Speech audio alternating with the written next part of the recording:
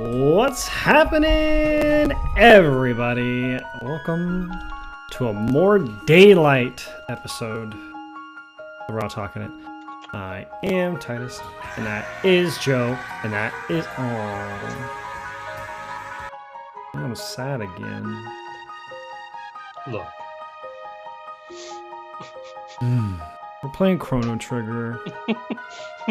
And if you guys live under a rock, I didn't want to I didn't want to start it out on a sad note, but if you've been living under a rock, Akira Toriyama, the character designer of this game and of Dragon Quest and Dragon Ball and Dragon Ball Z, passed away last week, and that sucks. It really sucks. It's the one cool thing to come out of it, and just to appreciate just everything he's kind of. What is happening with my controller? Holy shit, it's getting really slow. To appreciate just how many people Akira Toriyama influenced when it comes to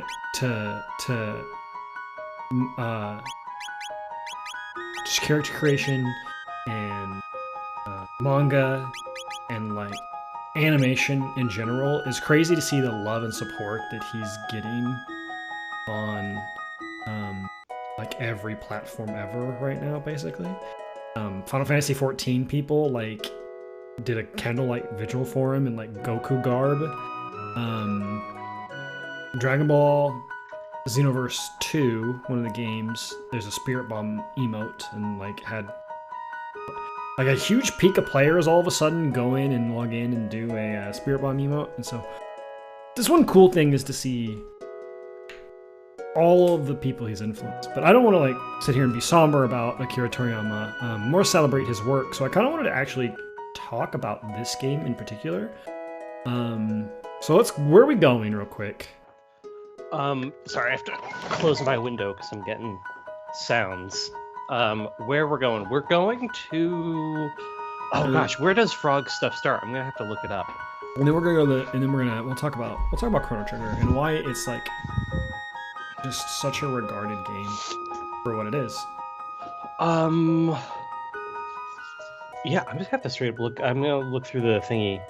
Because we just finished. Oh, we do need to go back to the Middle Ages. That's first. Oh, for what? Or wait, no, excuse me. No, Northern Ruins. You're right. You're at the right spot. Yeah, okay, that's what I thought. But Frog has to be in your party. So. Right now? First. Yeah. Okay. So you need to drop something. Ditch Robo. Okay. I don't want to ditch the Mage Man. I'm gonna ditch Luca. She's terrible. Okay. And so a lot of people have been honoring Akira Toriyama, but I think one of the great things about him is the influence he's had. But this game in particular was such a crazy aspect for a lot of people because this game was made by what they call the Big Three, or the Dream Team. Do you know who made this game besides the character director for Akira Toriyama? Well, Yasunori Mitsuda did the music. Yeah. Okay. I don't know if he's part of the Big Three, but he is not. Okay. Then I don't know. In 1995 when this game released? I thought it was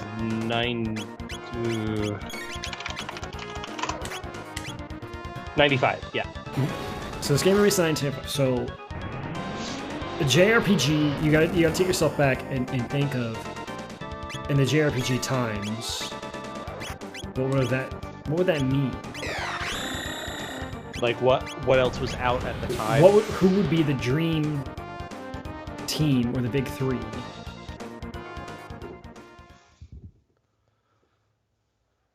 Tis I, Glenn.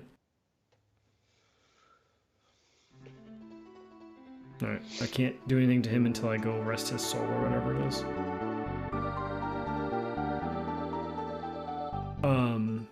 So yeah, just without, like, thinking about it too hard, you're gonna get a little tunnel visioned. I mean, I assume you're referencing people. Yes, but you don't have to name the exact people, but, like, who would be around that would be considered the dream team for making a JRPG is this? It is Middle Ages time now. Okay. You're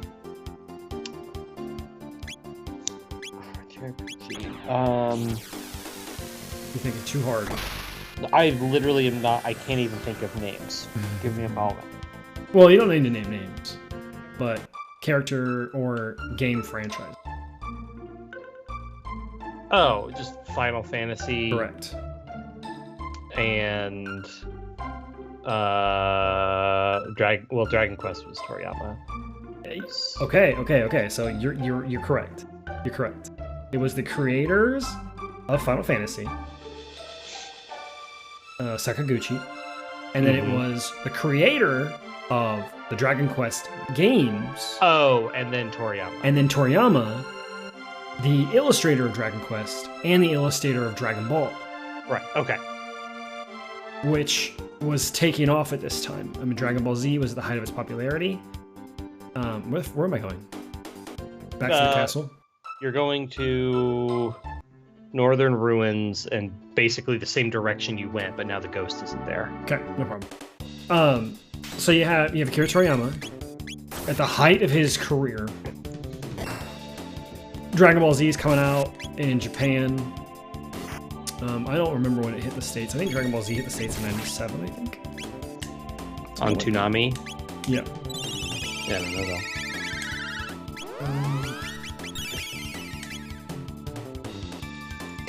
Yeah, so you said big three. I was thinking like, who do I know?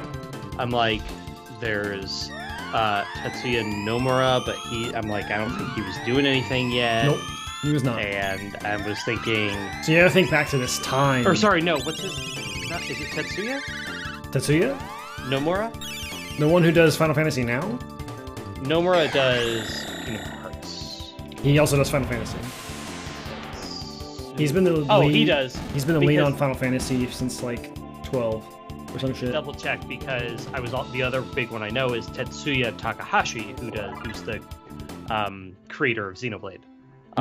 Yes. And Xenogears and Xenosaga. And I was like, Takahashi would have been doing Xenogears probably at the time, or very shortly, but I was like, I don't think he would have been the quote-unquote the big three. So another fun little thing about that is Masato Koto also did some of the story writing for this game. Another thing Masato Koto worked on was Xenogears. Oh, well, yeah, for sure. Xenogears has... I'm pretty sure that also has a crazy, like... It has a huge cast, by the way. It's like... Or not cast, but like... Well, of people, of creators, it's ginormous. That's another game I need to freaking play. Yeah, I want to play Xenogears as well one of these days. Because it has a hell of a, like, resume of people who've worked on it. Oh, damn, Giant Frog. Rainbow Frog. Oh, no, we don't have a triple text, so what was that? It was just his frog drop move. Oh, okay. I think, is Dark Bomb really the only thing that hurts these guys? I think it has to be, I remember seeing something, the sentries... Fire. These guys are weak to fire. The other, the Cyrus Ghost was special. But yeah, these guys are weak to fire. Okay. I hit them with Dark, and I think quote-unquote non-elemental, which is how they handle Shadow or Dark in this game, I think. Because like Ghost or Robo does magic, but like it's Shadow. It's but, Shadow like, it's magic, but really... it's non-elemental. So... Yeah, that's one thing about this game I've never liked. It's... Just like don't call it magic, or just like establish that Robo doesn't do magic or something. I don't know. Yeah, I mean you can do the same. You can do the thing with Ayla that you do. You're right. Yeah, Ayla just doesn't have magic. So. But he can heal people apparently. There's reasons. Well, sci-fi healing beams. That's fine. Sure. It's sci-fi. He can do sci-fi things. He doesn't need to be. Doesn't need to be magic, or it could be Magitech. But we like sci-fi. It still didn't kill everybody. Oh wow. Oh wait, yeah, it did. They're grudging me. Oh, they do a fine. Yeah. So you're gonna die to that. No, I probably won't. Oh wait, no, they're not grudging you. 2 are. Yeah, they are. They're grudging me. Oh, okay. They just did different things. They weren't all the same attack. Okay. Ah, grudge reminds me of Tonberry stabbing me in the fucking throat. Goddamn Tonberry. So yeah, this game had a like insane. So, do me a favor. Final Fantasy VI, I believe, is 96, but will you double check for me? 6 is 94. Okay, so we're coming off the height of Final Fantasy VI with Kefka and Terra and yes. all of those wonderful characters on what is widely considered one of the best Final Fantasy games made. Up there with 7 and 10 and 9. We don't talk about 8 at all. And so we're coming off the height of Dragon Ball. We're coming off the height of Final Fantasy VI. And then the time is probably Dragon Quest 3 or 4?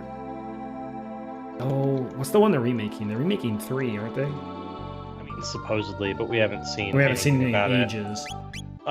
95 was Dragon Quest 6. Oh, we're that far in. Dragon Quest 5 was 92. Yeah, Dragon Quest 1 was 1986. Oh, my timeline for Dragon Quest is really fucked up because it releases so much earlier than I think it does. Yeah. Yeah, because the original was on. It was on the NES. It was. I realized the NES was 86. Well, Japan versus America. Oh yeah, the Famicom. Yeah. Yeah, you got the difference there is major. What am I doing? Where am I going? Now that you beat all the sentries, now I go back. Now you go back to town in the Middle Ages. Okay. I don't go to the other side? Yes. No, because there's a hole there still. Okay. Yes. Okay. Yeah, you have to get the workers to start fixing the castle. Oh! And so this one is, you go to the past, you talk to the guys who need tools. I might have worked without my tools. And then you go to the future and you grab somebody else's tools. The rainbow shell. I grabbed Toma's spirits. Oh, maybe you have to give those to the guy. I gotta pour that over my headstone. Oh, yes, that's like an optional thing. You don't have to do, but yes, if you go to... It's like after he dies or whatever, right? Yeah, you can pour it on his headstone.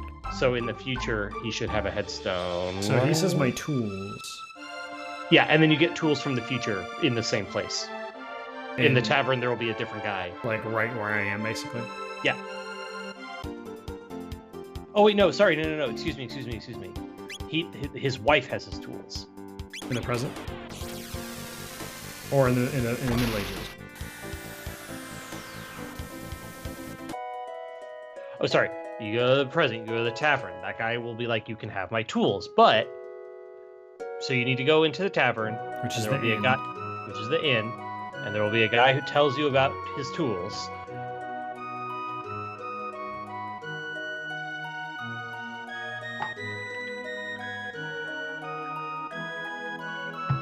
Alright, I gotta talk to him, then I gotta get his tools from the wife. And then you go to the wife.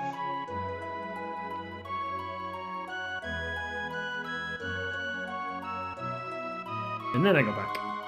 And you go back. Dude. And... Toma.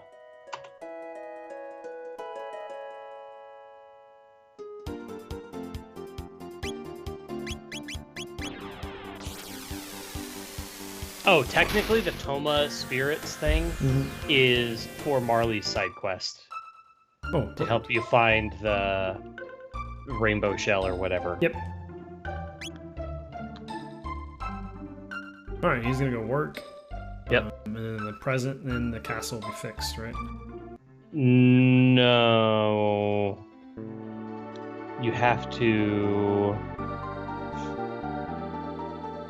Now you have to go to his house. Alright. And then talk to him and he'll be like, now I can work, but for real this time.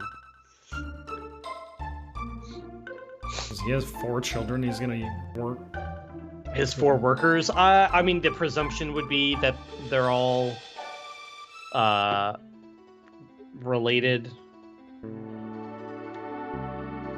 So yeah, now you go basically, you just run through here and battle monsters.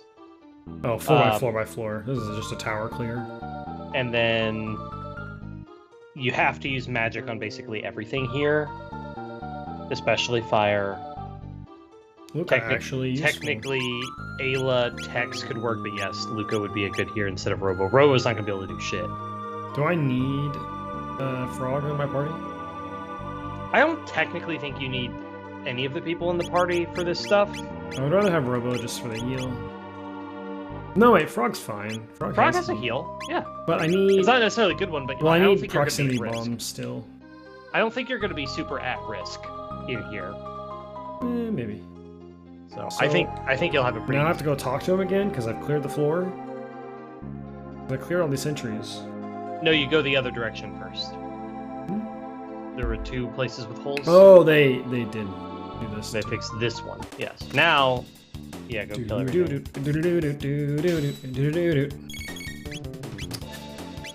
Oh, they drained all of my MP, huh? That's pretty friggin' cool. I really enjoy that. You will need Frog in your party for some of this stuff. You don't necessarily need it for this part, but you'll need it for some things. Okay. So yeah, we're back to this game in particular, as we play this game. Dragon Ball had its peak. Final Fantasy VI, just an insanely good game. Yep. And Dragon Quest is loved in Asia, in Japan more than it is over here. Really, over here in the West, Dragon Quest was around, but it didn't really blow up in this scene until probably Dragon Quest VIII on the PlayStation 2. And then people went back and visited the games after. It didn't really explode in the scene because, again, Dragon Ball. Going back to Akira Toriyama, you have the main character looking like Gohan. You have one of the characters, Angelo, who looks exactly like Trunks. And the whole thing about that game was you could go into what's called, you could do a tension mode. And 4 tensions put you into super high tension, where if you're controlling the main character, his bandana comes off and his hair goes Super Saiyan, but it's a purple color rather than yellow. So the influence is there. So people really bought into that game because Dragon Ball was insanely popular. And then we're like, well, I can control a character in a JRPG, and I can go Super Saiyan. It looks like, oh, no. So, this game, right after Final Fantasy VI, it was kind of known back then that every JRPG had a kind of cut and dry formula, right? I mean, even games now. We could talk about it, but I finished the main story of Super Mario RPG. And the formula is go through the game, hit a spot where there's some side quests, kill the final boss, get to clear mode where you get to go back and do the optional boss, or do all the optional bosses and super bosses before the final boss, and then go beat the final boss and absolutely obliterate him into a billion pieces because he's weaker than the optional bosses. But that's the formula, right? That's been the formula, still kind of is the formula. It's always been the thing. Chrono Trigger broke the mold a little bit on this because of this stuff. This time loops back and forth, and there's 16 different endings, Joe? I know there's something like 8, that. There's 8 main endings. The people, but there's like minor differences in like each freaking one. Some of them are like barely different. Some of them are notably different. 2,000 gold? Sheesh. Did you actually have to pay that? I did anyway. Yeah, you had to pay, and you'll need frog pretty quick. So. Yeah, I'll put frog in. Yeah, endings. There's 1, 2, 3, 4, 5, 6, 7, 8, 12 main endings. Okay, so 12 main. 13 if you include the DS, which has its own extra like bonus ending thing. And then the main ending has a few variants that are basically the same thing, but very slightly different. Okay. I thought he said he repaired the top.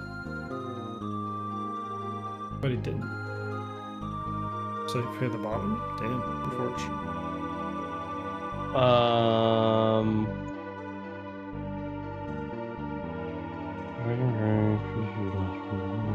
Left stairwell. Yeah, this is the place that got fixed. Maybe he said he wanted to repair the top and couldn't.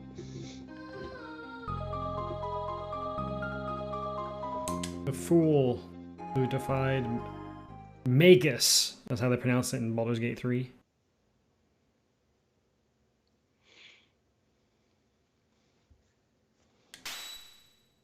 There's the Masamune.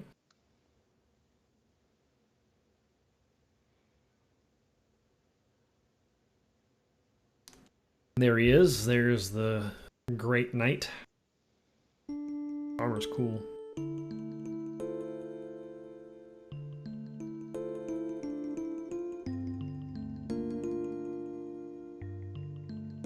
Ah, this music's so...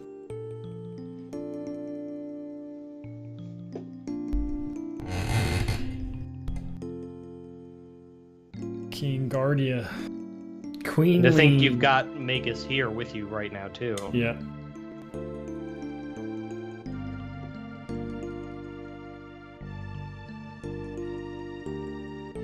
All will be made right by your hands. Farewell, my friend. Frog never got to say goodbye.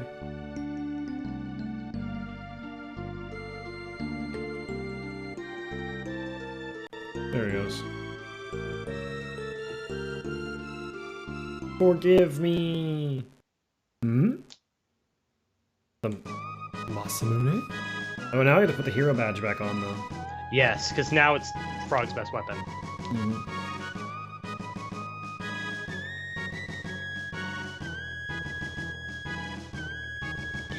The two little guys dancing around. Masa and Mune. Mm-hmm.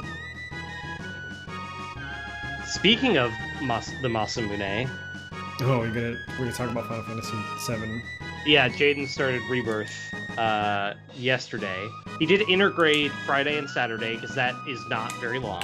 10 hours, right? Yeah, he had like one longer session and then 2 shorter sessions and beat the whole thing. And then he went ahead and got Rebirth, which is good because he doesn't play downstairs as much on the big TV. He does a lot of stuff on his computer. So, nice change of pace. And I watched the whole beginning bit, which, I mean, we played Remake. We did. So I can talk a little bit about... I kind of want to tell you the opening cutscene stuff that was interesting, because it might pique your interest. I'll probably play it eventually. I'll just wait I for will it to say, be on in like 2 or 3 years. I will say one big thing was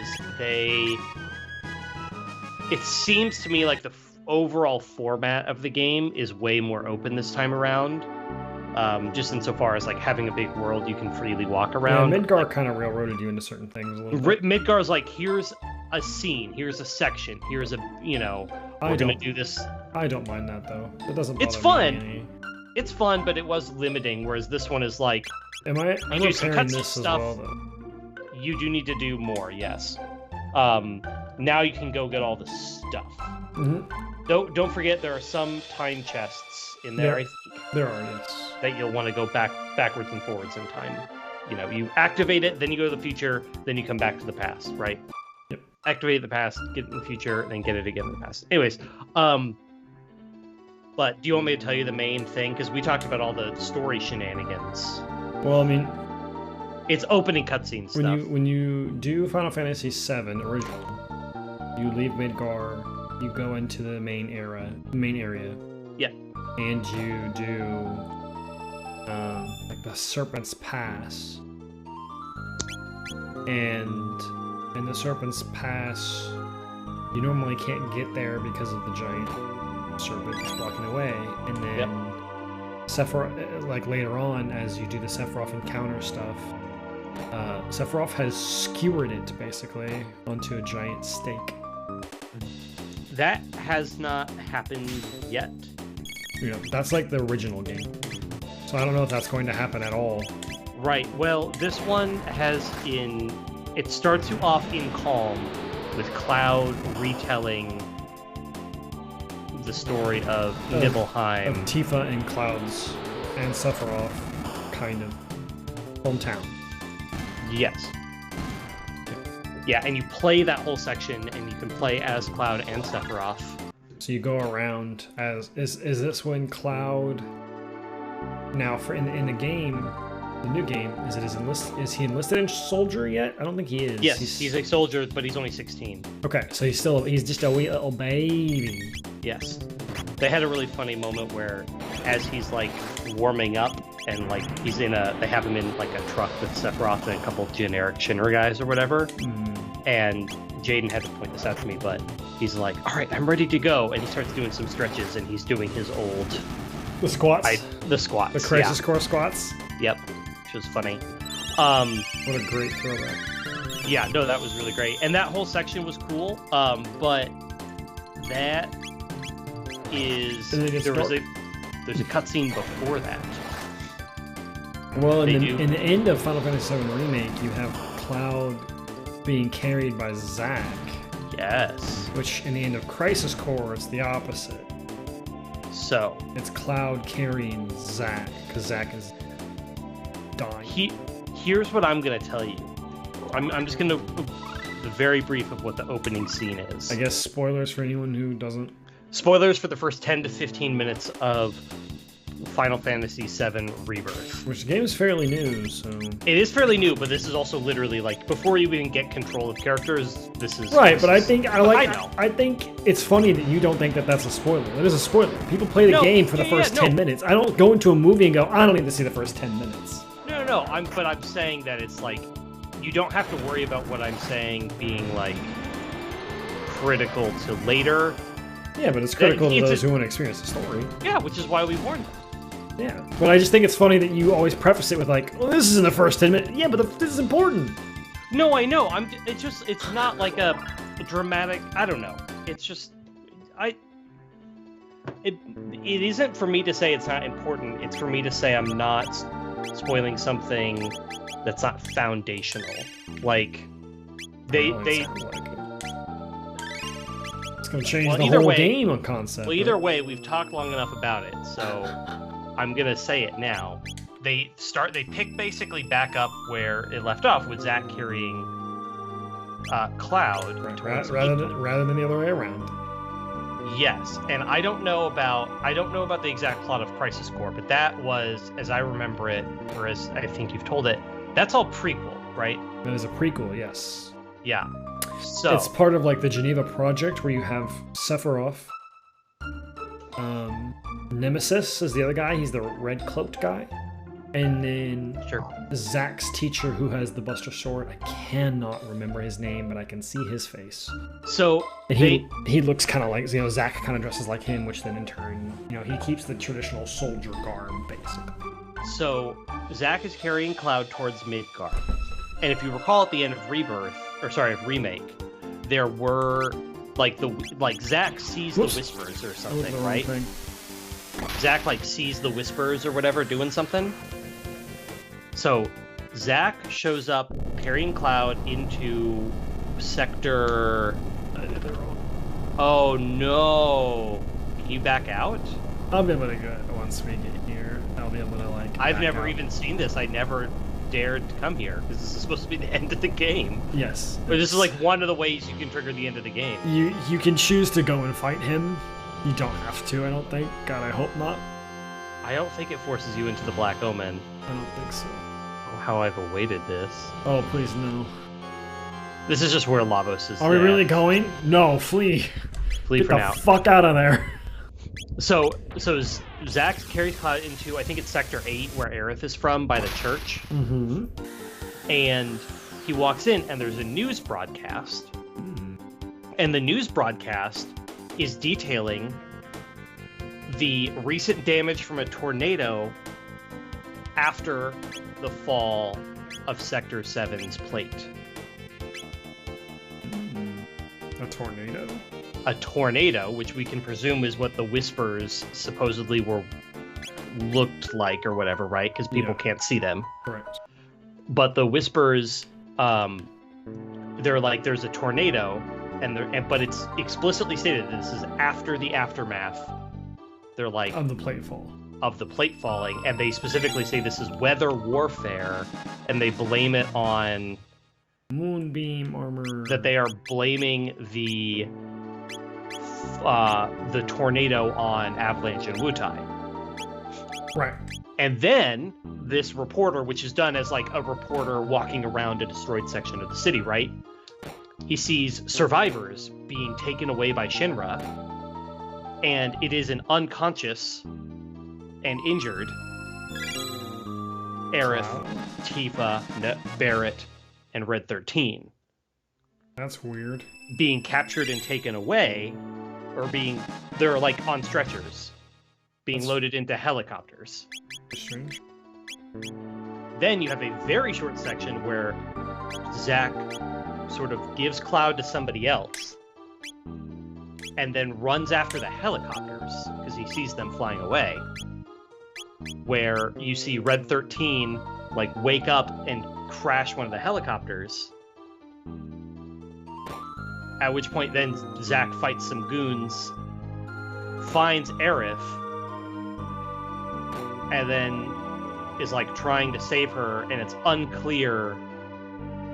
They seem to imply that maybe she dies? That's weird.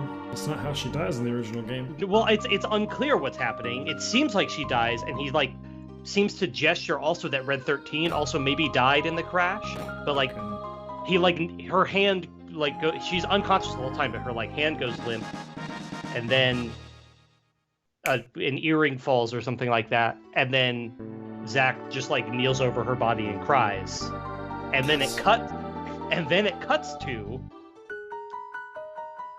just hard cuts. Hard cuts to Aerith, Tifa's, Cloud, Barrett, and Red 13, like walking into calm. That's fucking wild. What the fuck? Right? The fuck? So that's what I said. That's like that doesn't make any goddamn sense. It doesn't make any sense, which is so interesting. That's why I was like, I was like, that might pique your interest just enough to be like, maybe I do want to play this, because that's insane to me. Like, I was just like, that said, they kept it up, so this is very clearly supposed to be the thing. How's the combat? Is it the same as the first one? Or has it changed a little? I mean, broadly speaking, it's the same, and the playstyles seem to be the same. Ugh. Like Tifa still has the thing where she like powers herself up and then keeps going or Apparently whatever. she's fucking P in the game. But the combat, like, well, first off, literally after you do the Nibelheim section as like Cloud and Sephiroth or whatever, the moment you get out of calm, basically, you immediately get your party has all 5.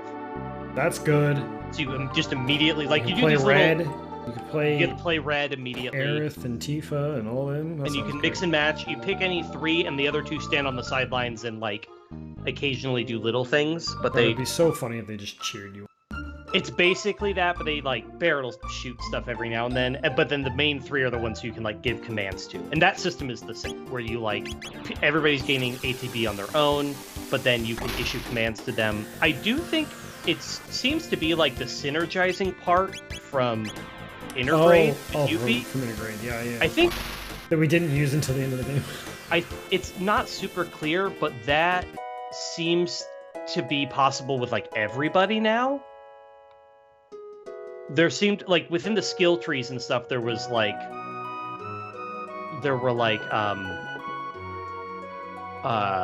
Pour one out for a homie.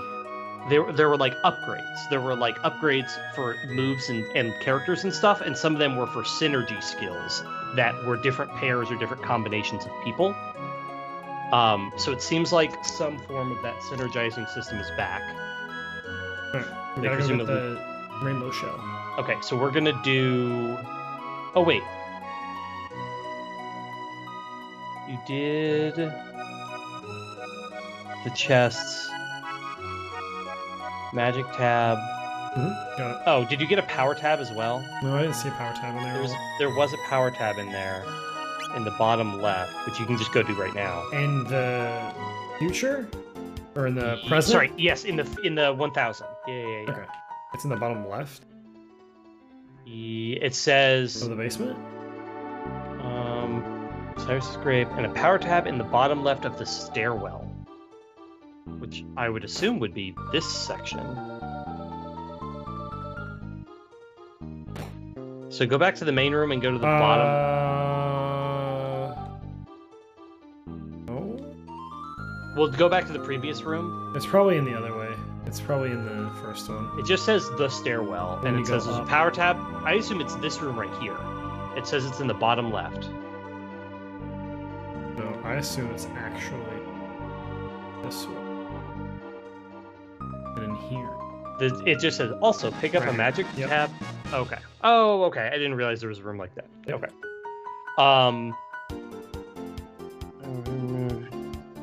Oh, you got a sword in there too. Yeah, I did. Shiva Edge.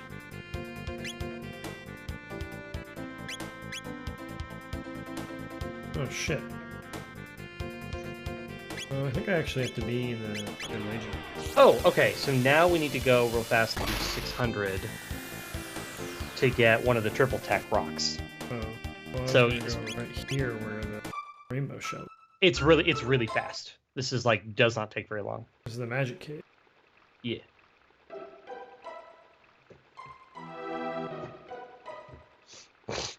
All right. Anyway, what? So pop over to the Denadoro Mountains in 600.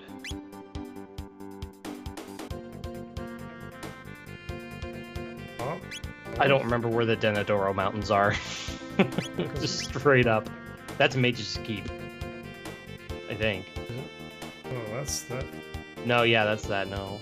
I don't remember what the fork. That's the special DS stuff. Oh, that's right. Oh, they're probably over here, actually. It's that little. Is it that one? Right here. Yep, right here. Okay. Now, you're going to be looking for freelancers, whatever those enemies are called in the new localization that we're playing. There's going to be one who throws rocks at you from across a waterfall. Do I need to steal from it? You just catch the rock. Oh, that what? I think you just have to intentionally get hit by said rock. Oh. Or something like that. But Frog has to be in the party, I think. Okay. Oh, he has to be at the front of the party, I think. You have to be controlling him. See, all these little things is why this game was crazy. Yeah.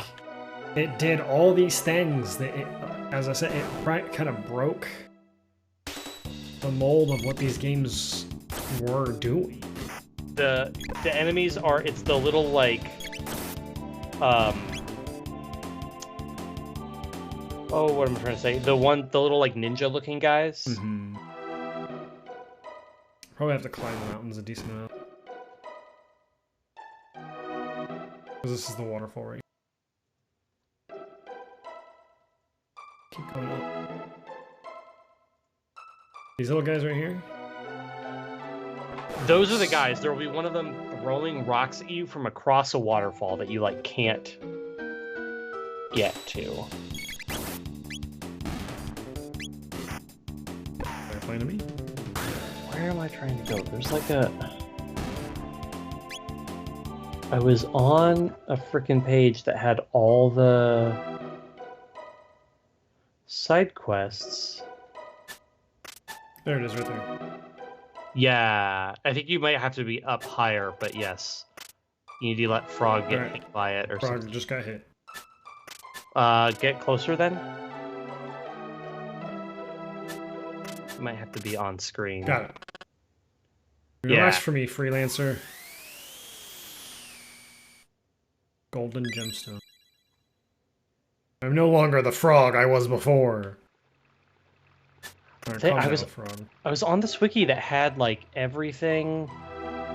Oh, I got the golden gemstone. Is there anything else I'm doing here? No, that is officially the last thing with Frog. I was on this page that was like, and here's all the side quests you can do. There's a lot, and I was like, man. great. Well, the problem is I was like, this is great. And then I went back to the page and it's like formatted differently. And it's like I'm on a different version of the page or something. I'm just confused. Like, that's what I'm just like confused as to why the page is different. Just don't understand. Who is it for, the triple tip? It's Frog and somebody. It's the gold stone. You should be able to check in your inventory like who it's for. Okay. Do I have to I just get the triple tech, or does I can't remember how it works. You have to equip it as your accessory on one of the 3 people, I believe. Oh yeah, it makes it. So if you go to inventory, It makes it really bad.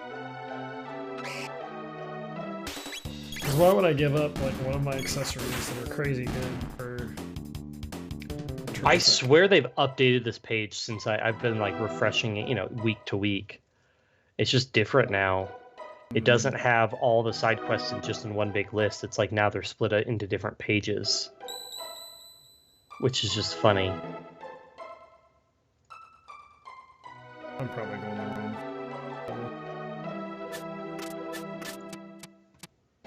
Okay, so Frog side quest is done. We're just gonna go ahead and do Marley's next. Probably. We already got the Toma pop or whatever. Perfect, I can ride the wind the hell out of here. And I already poured it on the thing, so now I just gotta get to do the rainbow shell. Yep.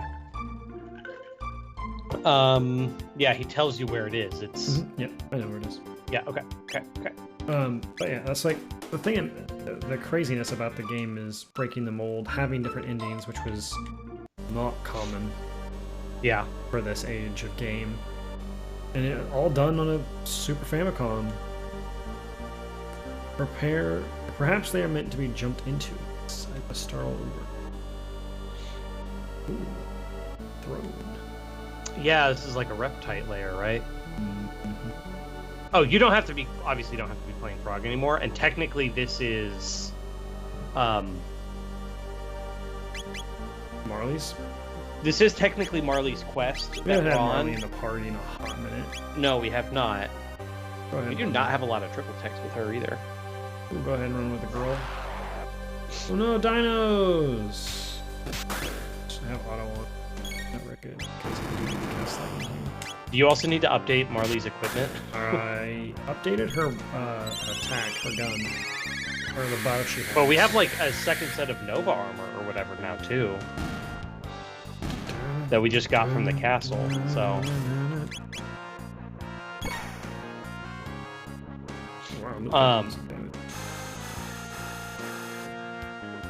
Yes. Anyways, just on Rebirth, just wrapping it up. It's combat's seemingly the same-ish, though there's a lot more. Like Jaden's in the section right now. He just left Calm, and he's just wandering around the grasslands, and you just like find monsters around and kill them, like more classic JRPG style. Very classic. Rather than functionally just a sequence of like scripted fights, kind of like how Chrono Trigger is, right? You just walk into an area and it's like, here are the places you fight monsters or whatever. Yeah. It's just like, yeah, you can just go fight stuff right away. Dungeon based, like it was. Right. This is open world. Well, there's dungeon based and then there's overworld stuff. So like the original Final Fantasy games, the first couple. Yes. Just as you walk around the overworld, boom, you can have a fight. Right. You know, a little cut in. This isn't. I will say it's not random. There just are. It's like modern. Xenoblade. It's modern. like Xenoblade. You see the enemy, you walk up to the enemy, and then you fight the enemy where you are. Yeah, it's just modernized. That's all. But let's see. But yeah, it seems like the synergy system is back, which is interesting, and all the but like all the characters have a gimmick still, right? Like Tifa had the combo stuff. Aerith had like the familiar or whatever. Red 13 has a special thingy now that he has like a vengeance mode. We never got to play Red 13. Right, I know. That's what his thing is.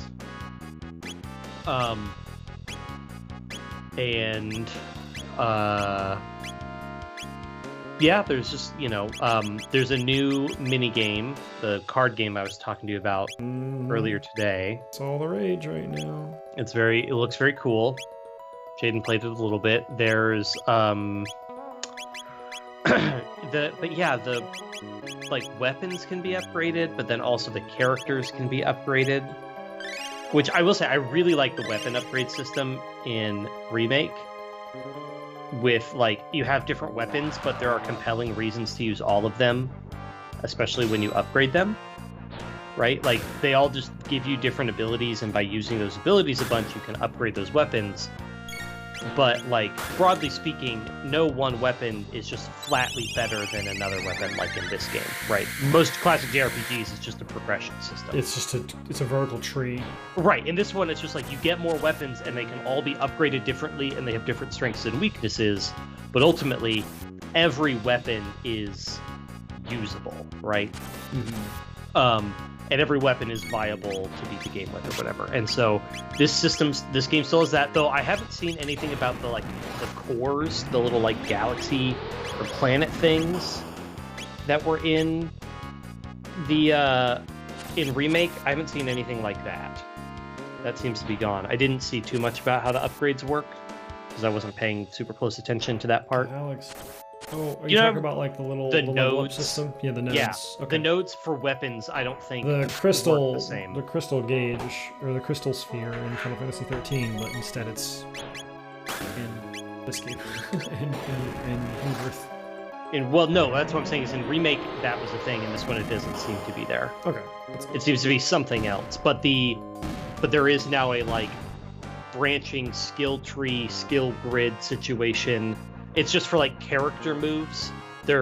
Every character has a folio, which is like ostensibly like a little folder with like techniques or something, like in universe and lore. But the idea is like it's just a big grid, and of course that's it. It's not interconnected like 10, which was a really cool element of 10's. It was.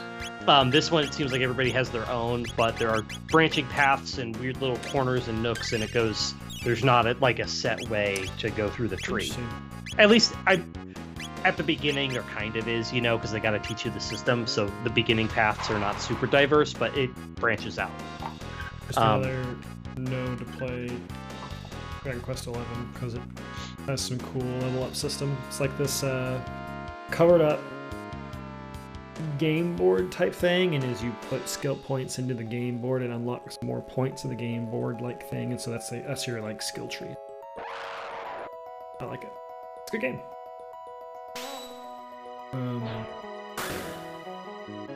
Yeah, it's just very somber news this week, and then some more somber news discussion is how terrible Warner Brothers is and all the nonsense they keep pulling, but more so the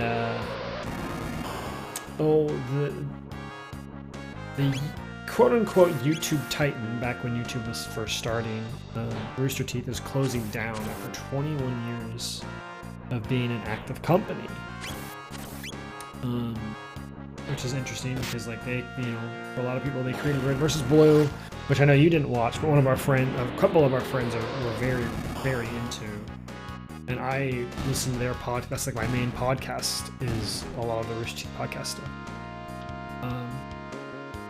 But not only did Warner Brothers, do that, but they canceled a whole movie just for a tax write-off.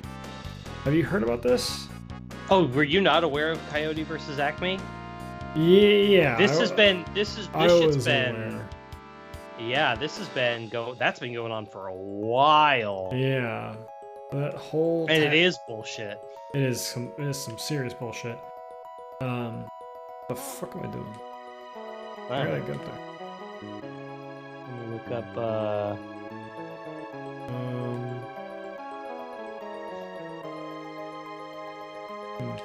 So, you know, a bunch of people lost their jobs because of this closing down, and then they're just doing some scummy ass moves to reduce the amount of money they've lost and shareholders and such. And they're just being shitlords. Yeah. By the way, you're supposed to, in that room with the save point or whatever, there's something about, if you recall from way back when, there were like trap pits that you would fall into. Oh, I'm supposed to jump in the holes. You're supposed to jump in the holes. That's what he says. Yes. I guess I just didn't pay attention enough to in the area. So it's like it's fucking wild. Yeah. That, and we've had so many tech job layoffs. The video game industry has had a ton of layoffs. I would consider Rooster Teeth kind of the adjacent video game industry media, because their whole thing was, I mean, they got the Let's Plays to be insanely popular with the Achievement Hunter channel. Like they're kind of the reason that Let's Plays have got so popular. With that, one of the Minecraft stuff that they were doing and all that. And so like to see this giant titan just snapped by Big Daddy Warner is kind of wild. It was a roller coaster of a week last week, and it all happened after the podcast. Yeah, no, for sure. So it's like, fuck. Well, I guess we have a lot to talk about the next week after it's already 4 days old, and people are like, what are you doing? Yeah, I'm trying to think of even what other things were going on.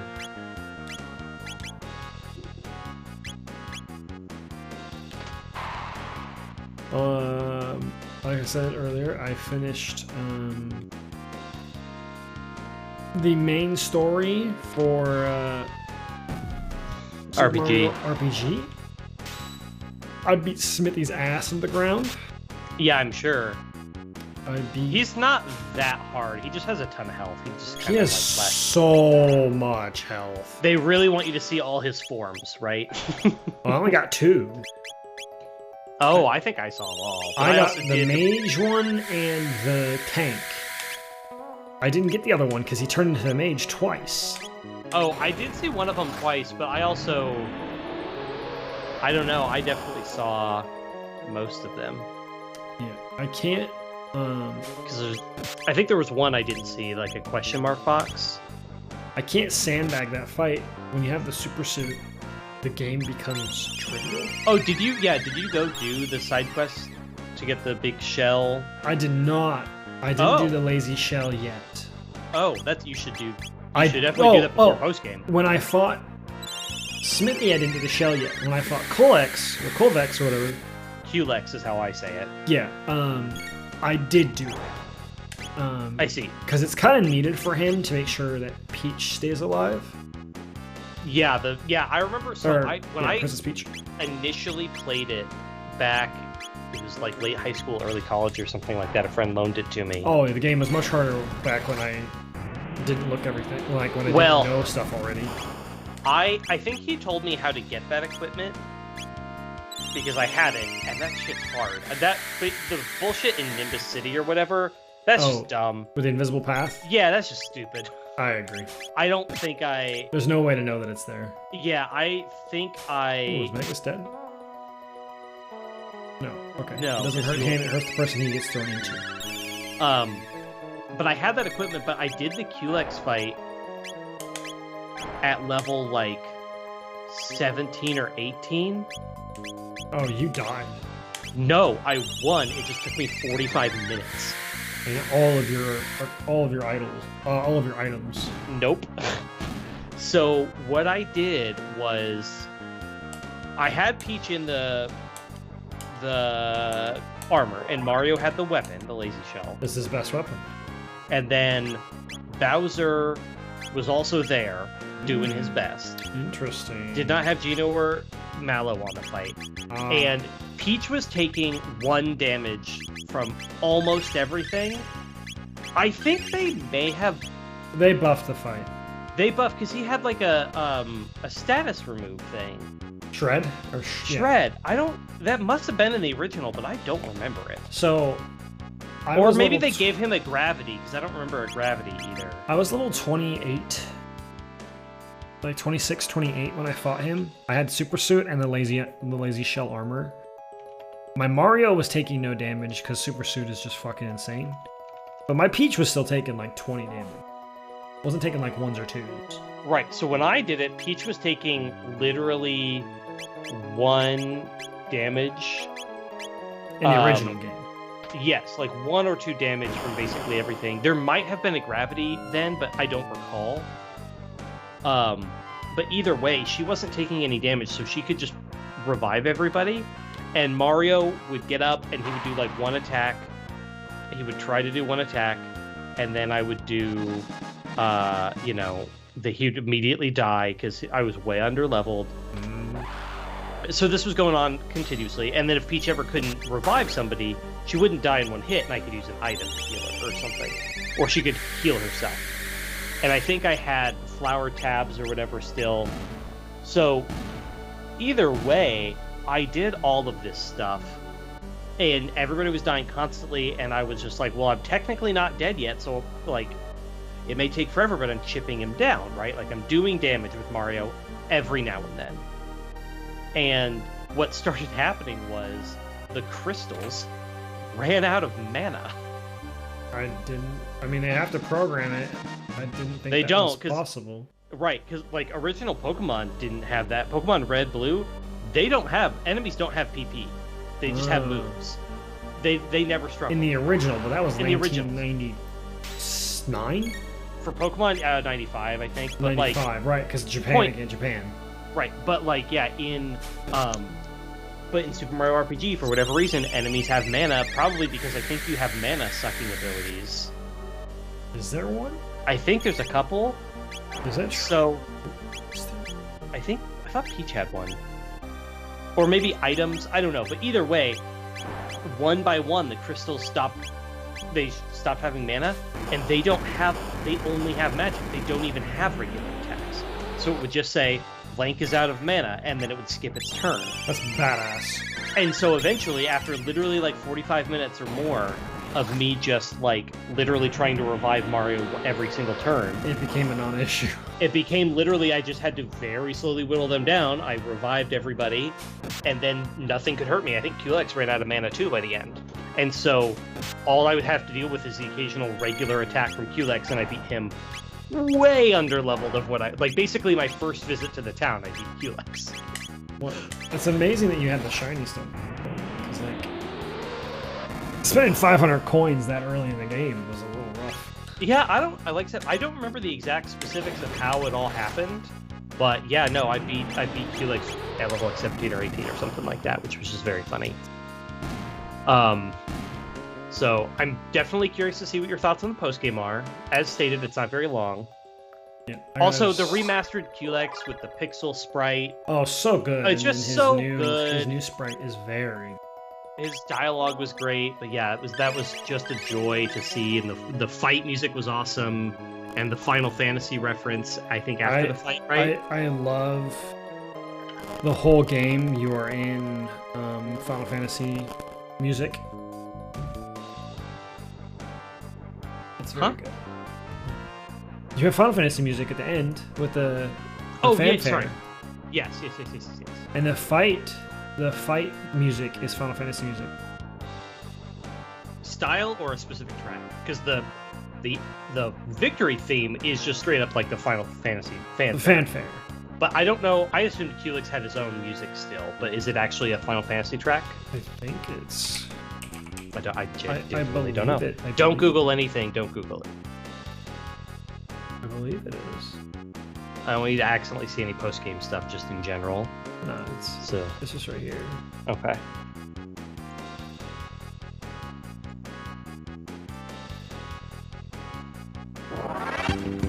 Yeah, this is a reference to the first bit of it is a reference to the Final Fantasy battle theme. Oh, okay. All right.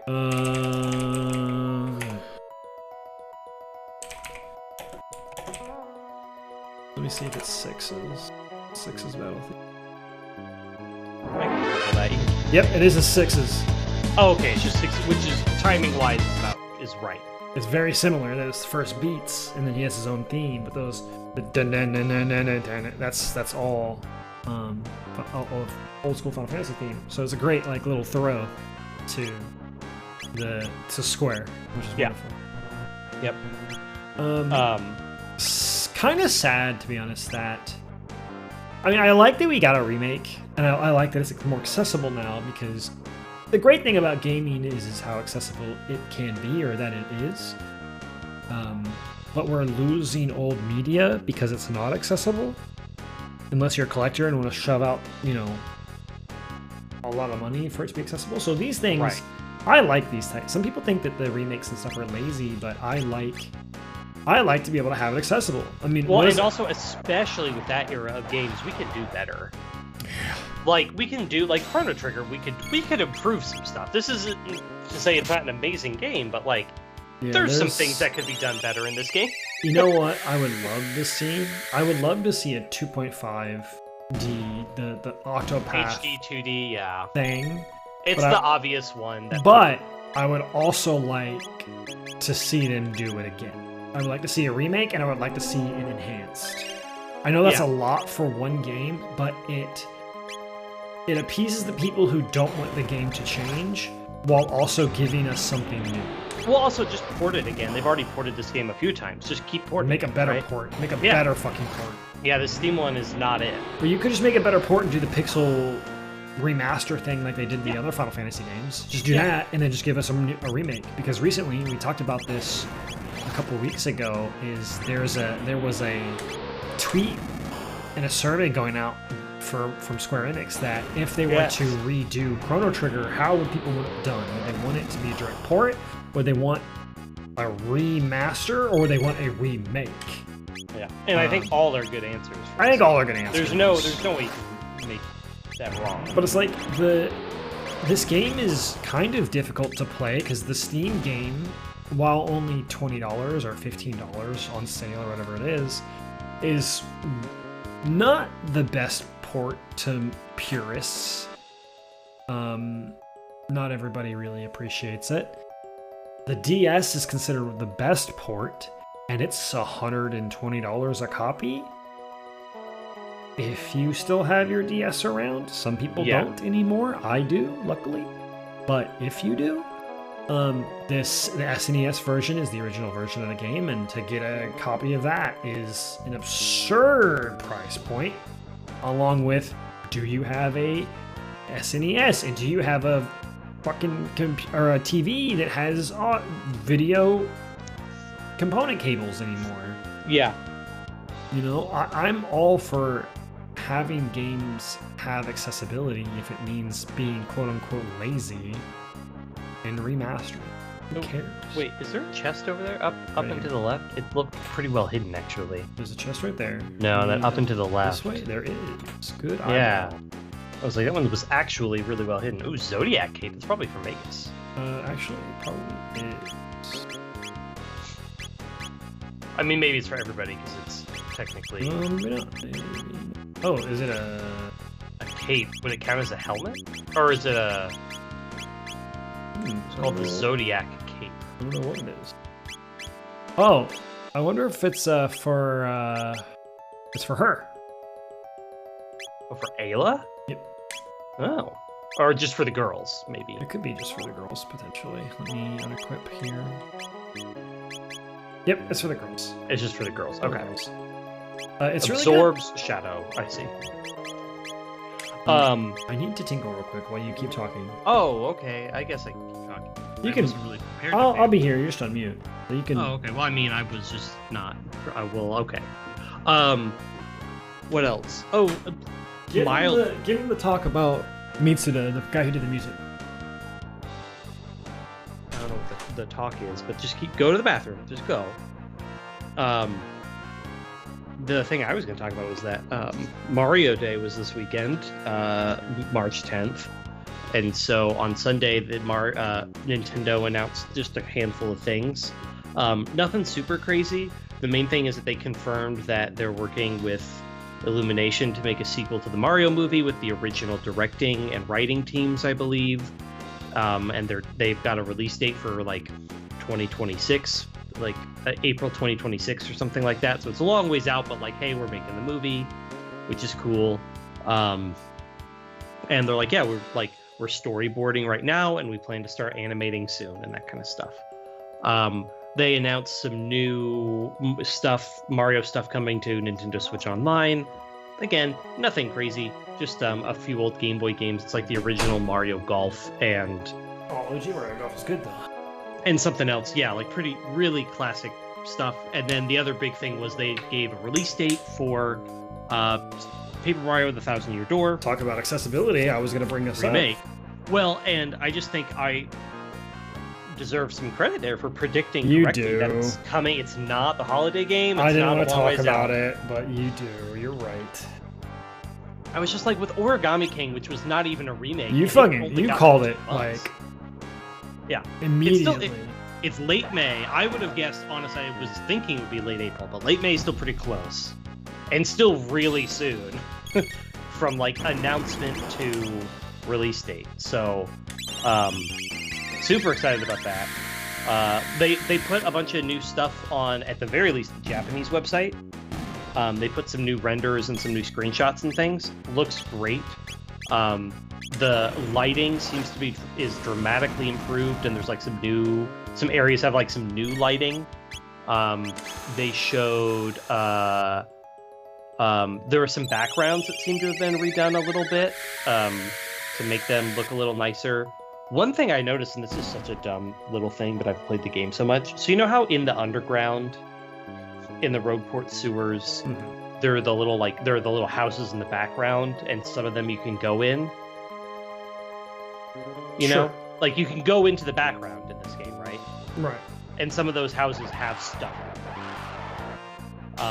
If they have a doorway visible, they added door glow to the background houses that you can go into. Oh, that's kind of nice. It's just a really subtle way to indicate that, like, oh, hey, by the way, in case you weren't thinking about it, there's stuff back here, you know? That is nice, though. Yeah, it's like super small quality lighting. Let me see. Let me go to the Paper Mario subreddit, because I'm sure they have been obsessing over... Yeah, talk about accessibility. How much does a GameCube cost nowadays? GameCube, it's not insane, but it's because like the Wii is the one that really doesn't cost that much because they were just everywhere. But GameCubes are not easy to come by. I think they're like 80. And also, you know, it's almost as expensive as the GameCube itself. The controllers are very expensive. Oh yeah, because we bought a GameCube for my sister-in-law for her birthday. We bought her a GameCube and a controller and a copy of Super Mario Sunshine. Did you buy an official controller or did you buy a knockoff? I believe they were all refurbs. We got them off eBay. Yeah, so you can do those, which are a good alternative, but like an official one can go for like $60 plus for a controller that was like mass made. But like a standard, just a standard black one or purple one is like $60. Yeah. For a used one. Which you're like, that's a standard controller. You're right, it is a standard controller. But the fucking thing was done like... When was the GameCube? Fucking 2002? 2003? No, it would have had to have been though. Because I remember the PS2 was 2001. Well, because I think about I got the GameCube. It was post my parents' divorce, is I got Super Smash Bros. Melee and a GameCube for my birthday because I think I've told the story before, but my mother, she bought. I was having a party with a bunch of friends, and I wanted the GameCube and I wanted Super Smash Bros. Melee, and she bought some stuff for me, and I was like opening my presents like the day before my birthday party, which was just gonna be like 4 or 5 friends or whatever. So I guess I would have been. My 13th birthday party was big, so I must have been 14 or 12. So something along 2003 was probably the year I turned 12. That's my guess. But she bought me the thing, and at the time, I still had an N64, and I opened one of the gifts, and it was Super Smash Bros. Melee, but she didn't give me the GameCube first, and I was like, oh, this is what I really wanted. But then I was like, but I don't have the GameCube. But I don't have a GameCube, and so I told her hey, this is really great. This is what I wanted, and I'm very excited. But I need a GameCube to play this. And then I'm thank you, but I do need the GameCube. And then she was in the closet, in the cupboard or whatever is the GameCube. And I think she told me at one point that it was a bit of a mini test where if I was a snotty, rude little kid or something like that and been like, Mom, you're so dumb, that she wouldn't have given me the GameCube before the party. Jeez Louise. I don't know if that was actually true or not, or also if she even would have followed through. But rude. Yeah, it was just I distinctly remember that, and so I played. But that said, she didn't get me a memory card. Oh. So I did have to do that. I had it for 2+ weeks, and I just left it on in the living room. We had a big enough living room that because it was wired. I did have a Wavebird, but I didn't have the Wavebird originally, and so I had it pulled all the way across the room so that I could sit on the couch like this with the controller, and the cords. The GameCube was just sitting in the middle of the room, and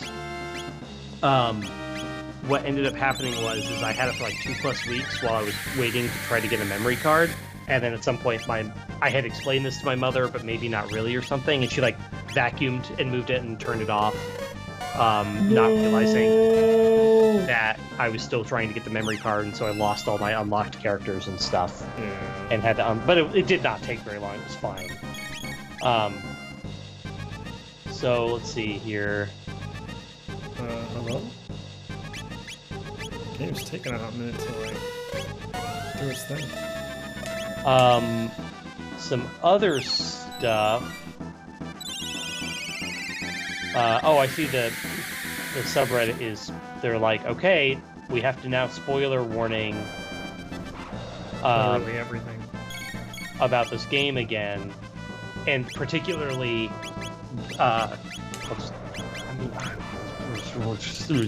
one of the squad mates. Well, two of them, okay. But you know the one. Yeah. I guess I can post these screenshots in stream chats so that you can see them too. Just to see, there's some side-by-sides out there, and some of them are really good, but, oh yeah, only the Japanese website got the screenshots, but let's see here, stream chat. Okay, that fire move hurt like a fuck, let's go. Oh yeah, you probably aren't having everybody wear the ruby vest or whatever. Oh, I don't think anybody would vest. Yeah, would have probably been smart. But he's a dino, so as long as you're hitting him with lightning, that still works. I didn't even hurt that much. Yeah, that one didn't seem that bad. That was his countdown, too. Oh, really? I put protect on everybody before the fight started. Still. Yeah, I'm gonna dump. But they show a bunch of pictures from the game, but they don't show anything past, chapter... I don't even think they show anything that's in Chapter 3. I guess if we had to complain about this game, that would maybe be one complaint I would have, is it seems like every freaking enemy is fire. Yeah, every single one is a fire move of some variety.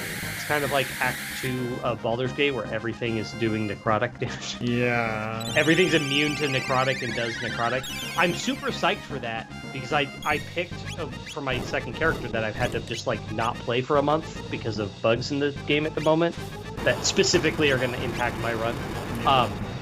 I picked a green Dragonborn, which is the only Dragonborn that has poison stuff.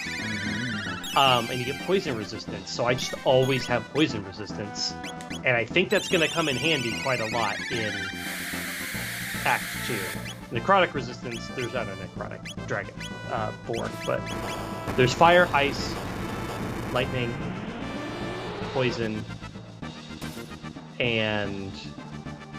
How much health does Big Bitch have? I don't know. Figure it out. Sure. Do it. Screen chat, I put a bunch of the main screenshots that are like the most... Oh, they do show some stuff from Chapter 3. Technically, that's a screenshot from like Chapter 7, but they don't... Does Luca's best weapon do more damage the less 8 mana she has? Luca's weapon does... What is it called? Ultimate weapons. It does something weird. It might be Sunstone gun or whatever, right? It's the sun gun. Luca has the Wonder Shot. So the Wonder Shot is from the Sunstone quest. Oh, but it has a random thing to it. So it's the same stats as one of the good, like you're going to get a really good weapon during this quest for Chrono, but it has I don't know if it's equally random, but it can either do 10%, 50%, 200%, or 300% damage. Yeah, because sometimes it hits for like 900, and sometimes it hits for nothing. Yeah. So yeah, it is literally just random.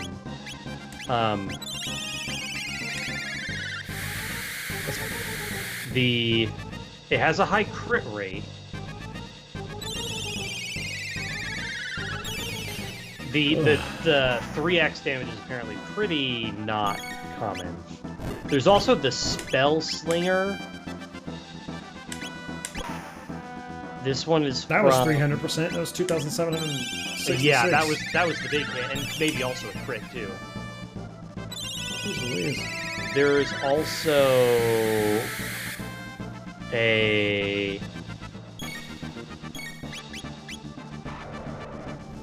this might be... they all get new weapons in the... looks like they all get new weapons in the DS dungeon, too. Oh, wow, that's interesting. Some of them are better, some of them are different. Like, Marley gets one where it just does a flat damage every time. It just does a static number. It does 777. Kind of cool, though. Yeah, it's interesting. No matter what her stats are, she'll always do that. Luca's does damage based on the last digit of her MP. Yeah. Robo is the one that has a reverse scaling based on HP weapon. Oh, there we go, got him. Frog does not get a new ultimate weapon. He just gets to stay with the Masamune. Good weapon. It's just a good weapon. There's no need to do it. Where do you get this? This should be the rainbow shell done.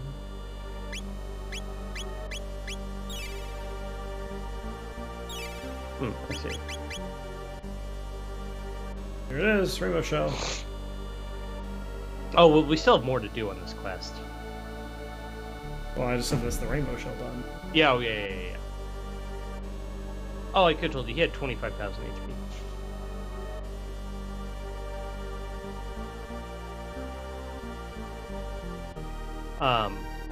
Anyways, go look at those screenshots. I want your thoughts. I have to have someone carry it for it. Now I have to find someone who can carry it. Correct? Oh wait, no, do I have to have Robo in the party? No, you have to go talk to King Guardia. Oh, which it just automatically does. Yes. Dun, dun, dun, dun.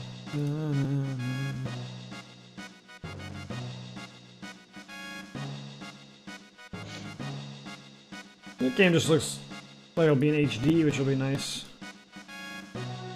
Yeah, the lighting, like I said, in that very first screenshot, that lighting effect is just new. Like, there was not shadows or light from above, it just was static light, so that's really good. neat.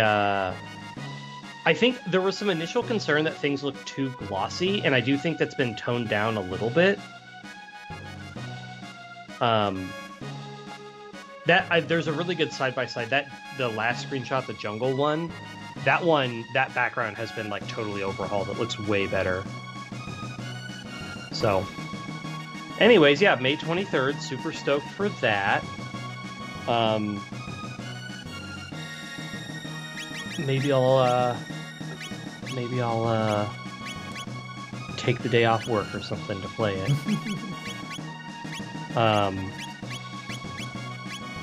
She will like flare 360. Oh yeah, she's not done yet because she sucked for a while, so we weren't using her. And Black hole. Magus needs a lot as well, 388. And I don't even know if that's his final or not. I don't know. Marley is done though. Well, we're not done with her for the quest, right? Well, it's all I need is Robo with Proximity Bomb, Magus, and Luca, and that's all I need for. For tech points. For tech points. I see. Now we go to the present, I believe. Yes. What is up with my computer? This cord might be going bad.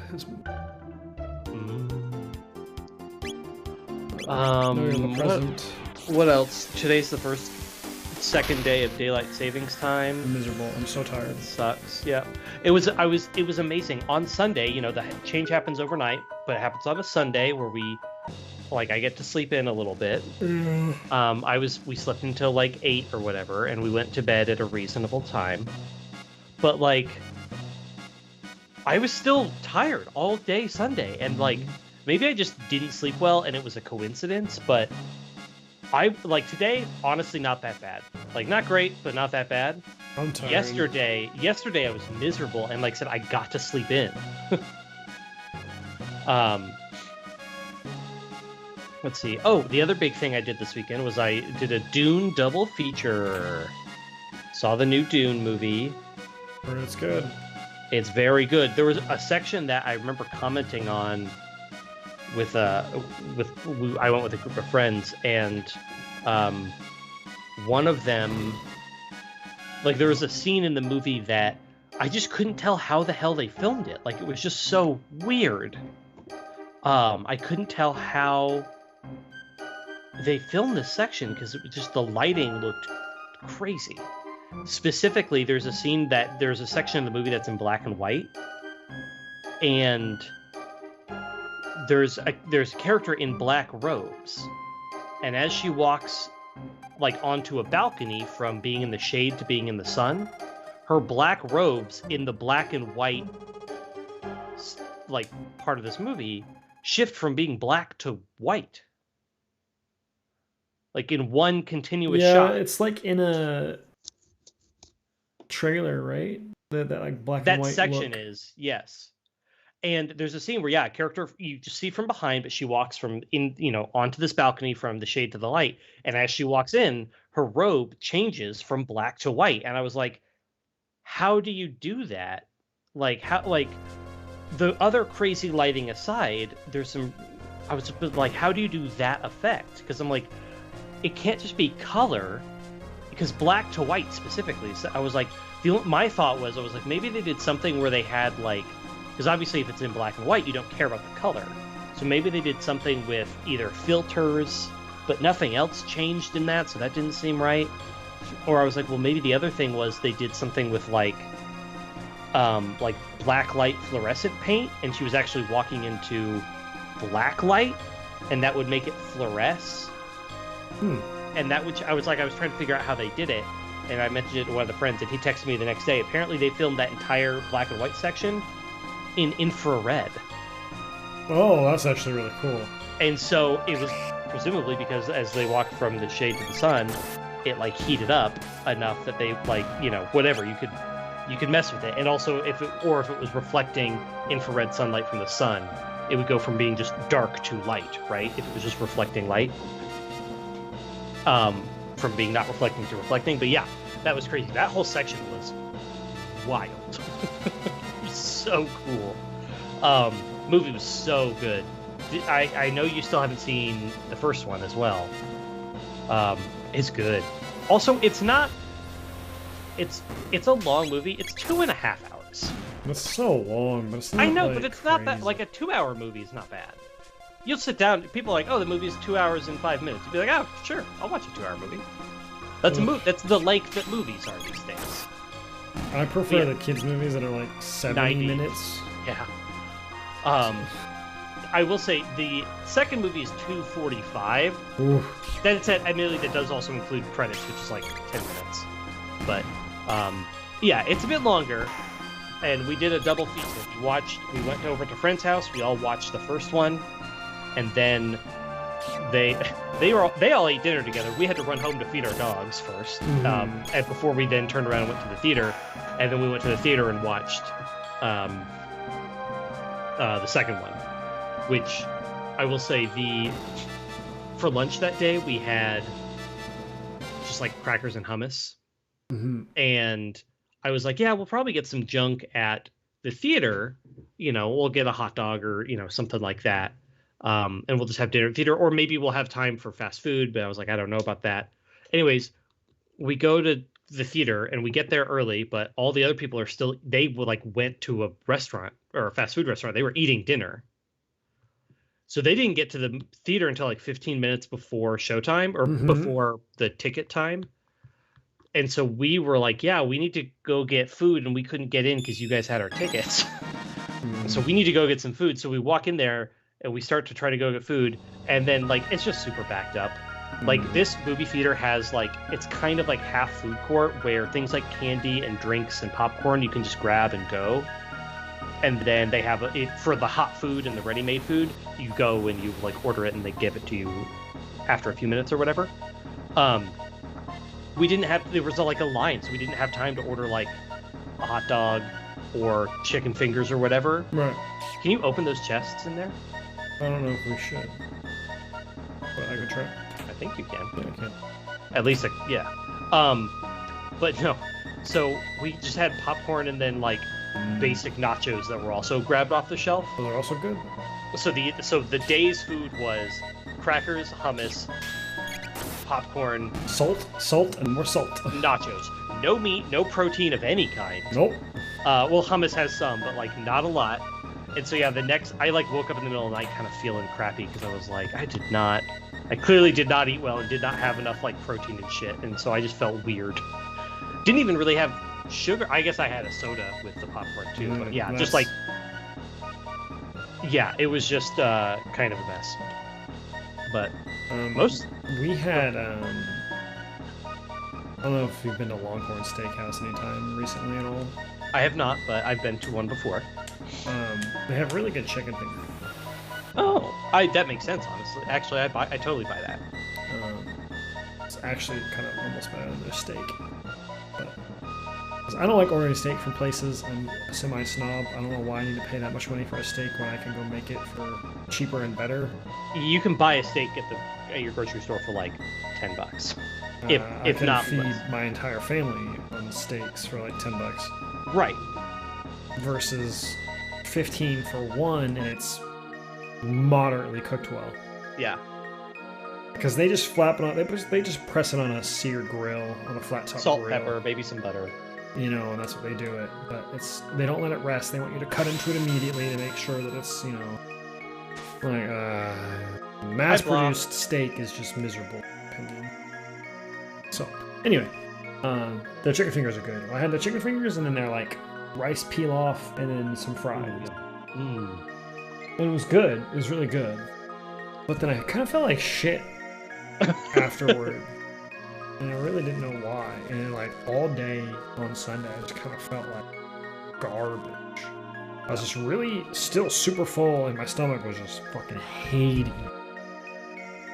Yeah, Oh. after this weekend of having kind of that day, anyways, today for lunch I just had like soup, said tomato soup, and for dinner we had a little like pad thai thing from Aldi, but like, yeah, for lunch I was like I was gonna have soup, just cereal for breakfast, soup for lunch, really easy, basic stuff.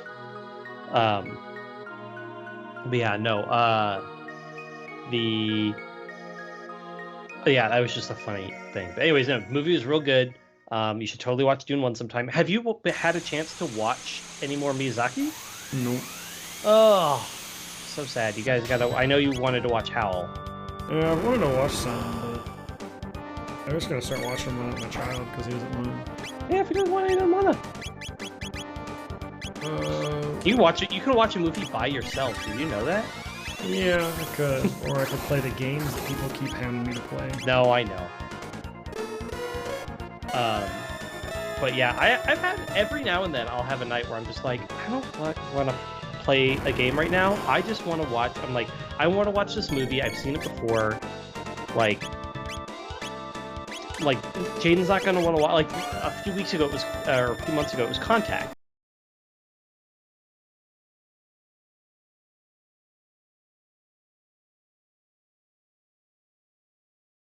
Jay Foster, thank you. Yes. But yeah, I was like, I love this movie. I don't think Jaden has any interest in watching it right now, so I just watched it one evening. I just was like, I want to watch this movie, so I'm gonna watch the movie. Most evenings I want to play games or whatever, but yeah, that I was just like, screw it. I've been wanting to. It's been on my mind. I want to watch it. So Caitlin's more likely to do that than I am. Did you haste the confused one? Yeah, she becomes unconfused eventually. Oh yeah, there she is. The start, because she didn't have the red border, so I thought maybe it didn't work. But yeah, no.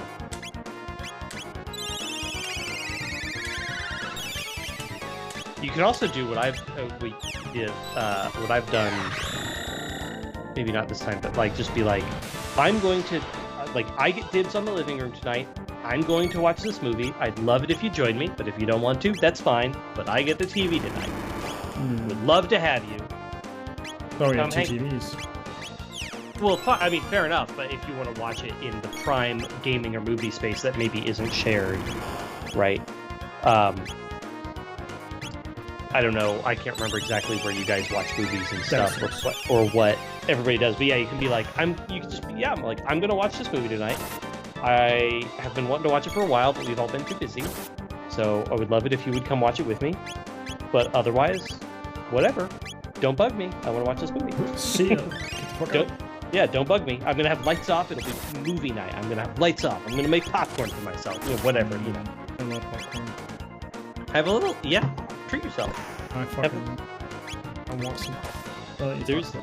I know. The ritual of sitting down and watching a movie though is great. I don't know if we talked about this last week, but we did finish all the Pirates of the Caribbean movies. Oh, yeah, we talked. I think that was after. Yeah, it was. Because we talked about the fourth one for a while, as we all sat here and listened. Yeah, fifth one, it was better in some ways and worse in some ways. Blah. Blah, blah. The fifth one it wasn't just the Jack Sparrow show, which is good. I don't know what this guy's weak to, but...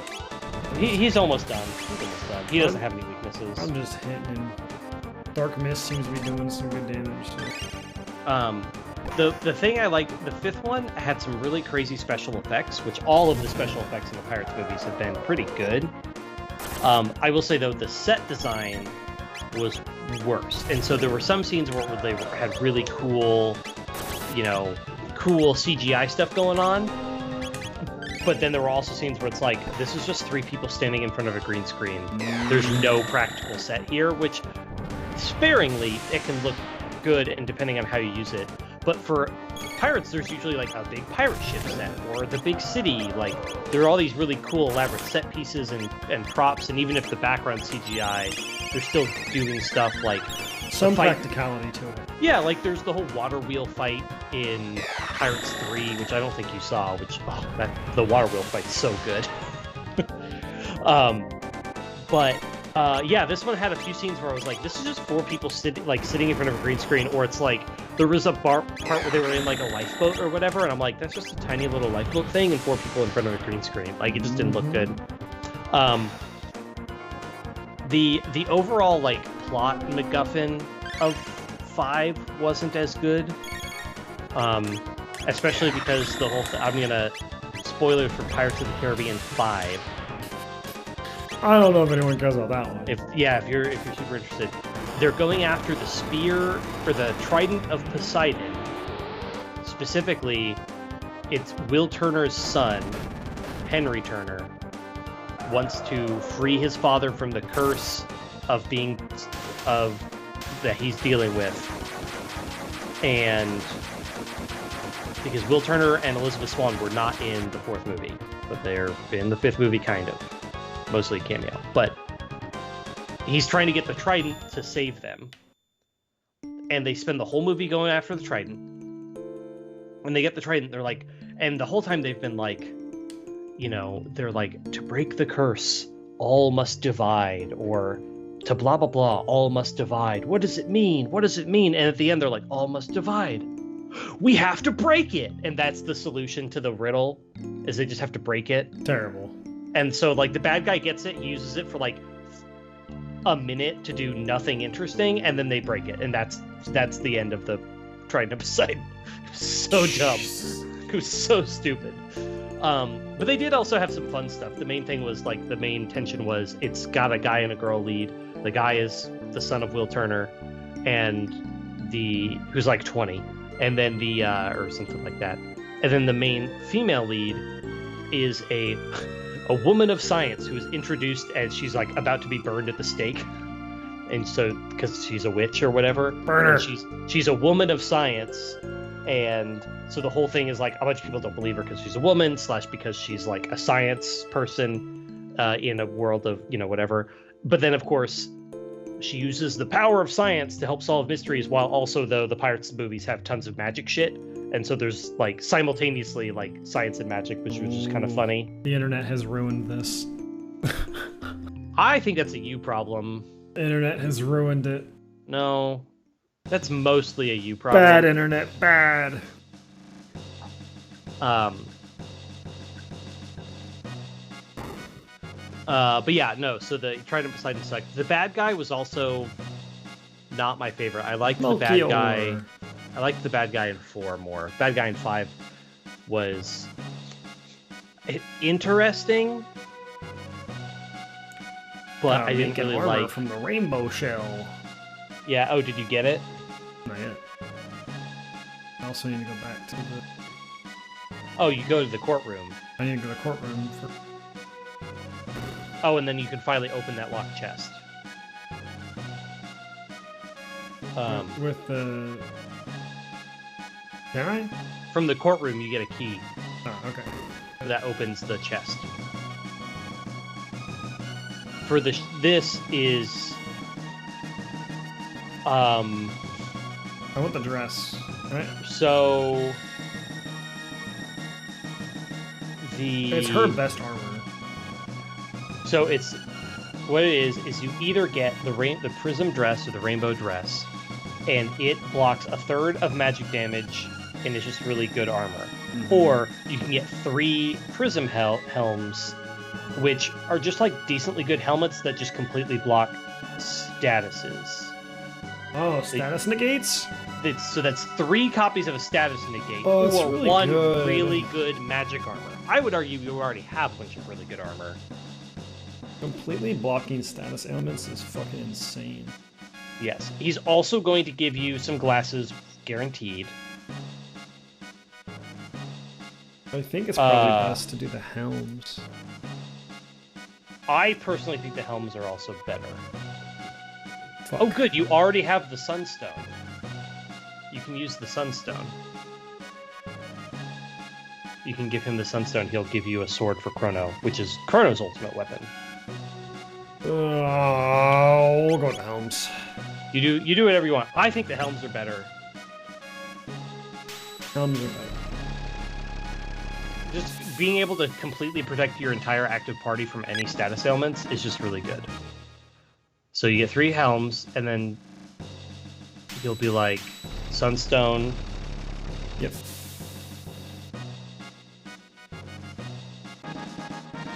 So then spectacles. the spectacles. Okay. Wait, did you make And this then- get the sword? Oh, okay. That's what it is. All right. Rainbow. Rainbow sword, whatever. Okay. Now that's everything. Oh, it just phases right through you. Yeah, that's Chrono's ultimate weapon. I don't remember what the effect is. 70% crit rate. Oh yeah, it's just insane. crit. Makes him a That's what it is. fucking monster. And then the helms, and then the The specs are problem just like is with this, the helms are attack the power. Guardian helm is nuts because it reduces all damage by it's so good. The Prism helm gives you some more magic defense. Yeah, I would say yeah, for sure he gets one. Probably Chrono gets one, Chrono will get one. because Luca has the tape and armor. Mhm. Frog could maybe also get one. Yeah, if 'cause I'm using Frog, which is not bad to use. Yeah. Okay. And then the specs give you a bunch of attack, which is not good for the girls, but it's good for Frog and Chrono, and potentially Magus. Greatly boost damage. Well, 70% power boost. Might as well wear the shades. Is that what it is? 70%? No, 70% crit, and then it just says greatly boost damage. So if it greatly boosts damage, might as well give it to the guy who crits more. Yeah, let me see what that actually does. It greatly boosts damage. The specs.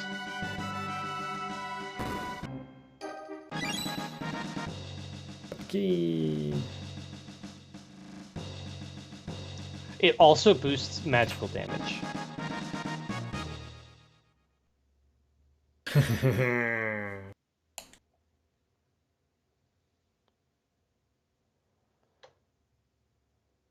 Moonlight.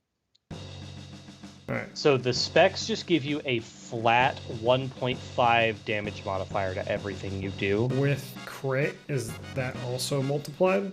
So That's all damage the wearer inflicts is increased by 50%. So then yes.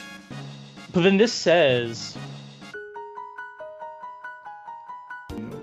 Way to know is it just says here, it's like, it is often considered one of the best accessories to have outside of certain situations, such as dealing with fixed damage, relying on critical hits, or focusing on... I guess if the point is, if you're trying to crit more, so like with Frog, you would not want to wear them. Because you want to use the hero badge. You want to use the hero badge. But with Chrono, who already crits more with the sword specifically. Yes, because it comes from his sword, so yeah. Seems like it's better.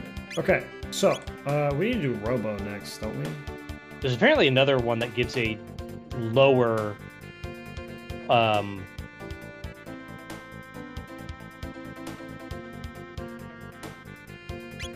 Oh, you already got the sunglasses that you got from Luca's dad, I guess, for using the Sunstone. You have Yeah, to... we're already using it. It just Oh, boosts okay. damage. That's the same exact effect, except it's 1.25 instead of 1.5. Hmm. So they also can go on anybody. But they're good because they do magic as well, so. There's just also this. Is this a DS? This is a DS item. Okay. There's another item that's a So we've done headgear. Frog, But yeah, sorry. and we did Marley's quest. We don't have Marley's ultimate weapon though. Do we? We have Valkyrie's bow? Back. Probably not. Back. What is Marley's ultimate weapon? The Valkyrie bow is her ultimate weapon. Oh, okay, we have Valkyrie bow then. Which is... Yeah, it's not even... It's just you find it. It's just not super relevant for her. Okay, I think the other one, the one that can do stop, is actually kind of better. May inflict... Yeah, I mean, you're not going to be using your weapon very much. What was the effect on Valkyrie bow again? It's just 180 flat. It's just really good.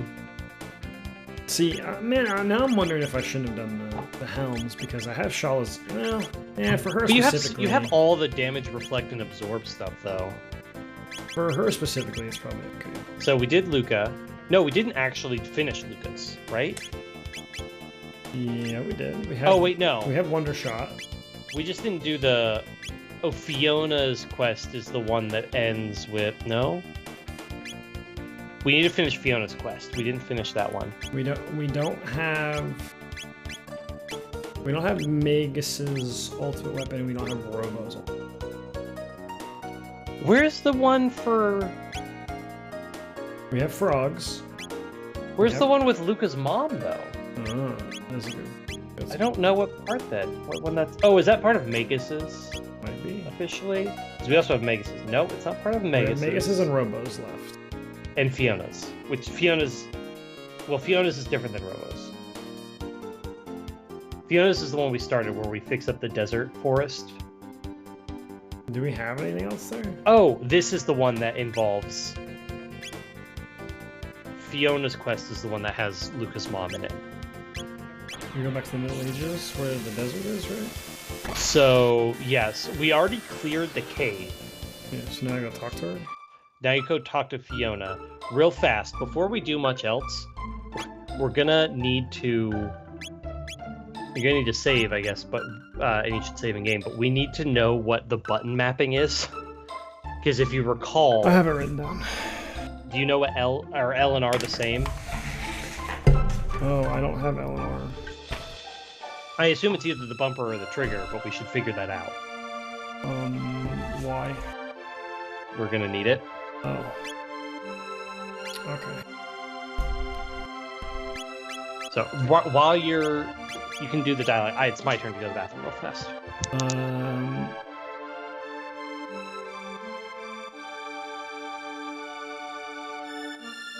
It's just open map. I don't know if there's any difference at all.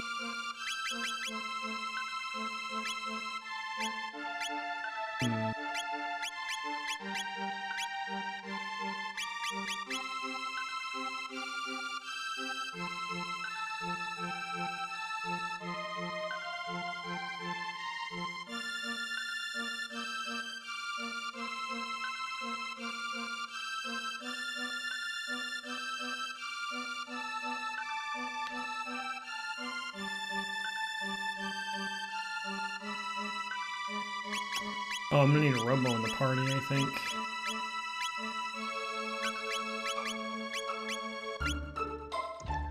Okay. Yes, this is kind of Robo's quest. It's not actually Robo's quest, but it's kind of Robo's quest. I have to just come back So now... to the present, right? Yes, 1999. Or, sorry, no, not 1999. Ugh. Oh, yeah, now there's a whole forest being, like, there's a whole castle Yes. there now. Yes. A shrine.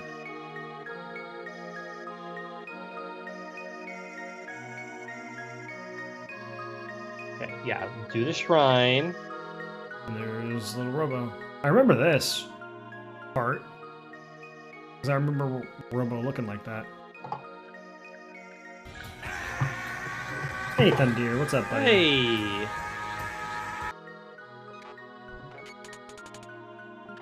I'm not sure I like the implication of your emotes there. But...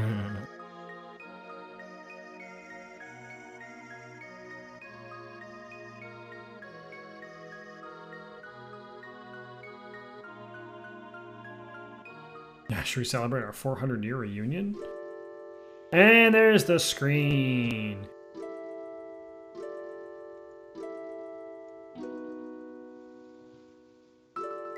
Creation of dates. That one's worse, Thunder. That one's way worse. It is not a certainty.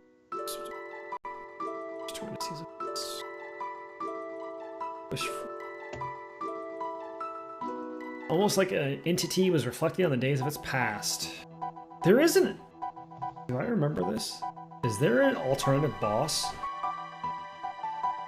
in this game? Is there a super boss? Nope.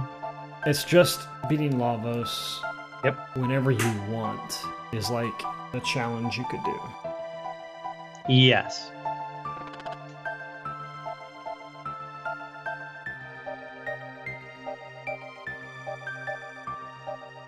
Are you fusing with the octopus?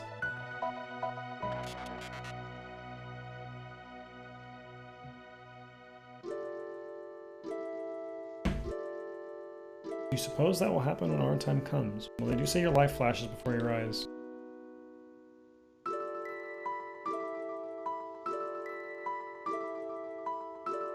Oh, yeah, then she wants to return to when her mother was alive, right? When she was healthy. Yeah. She didn't die, but she was injured. Jeez.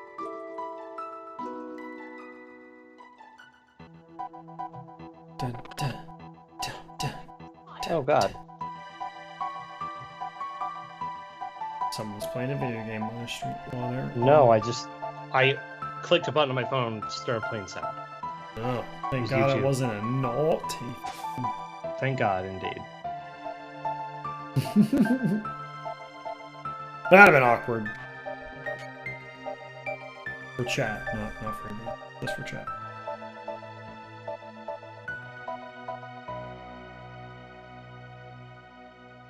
Looks likely an entity greater than any of us.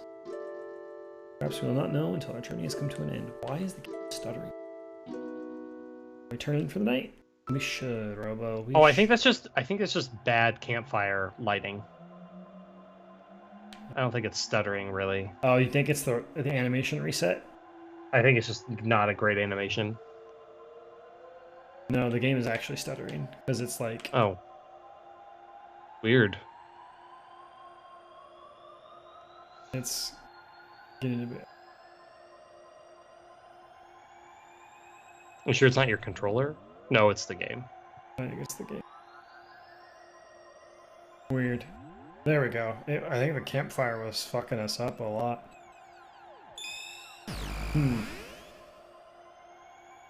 Really weird.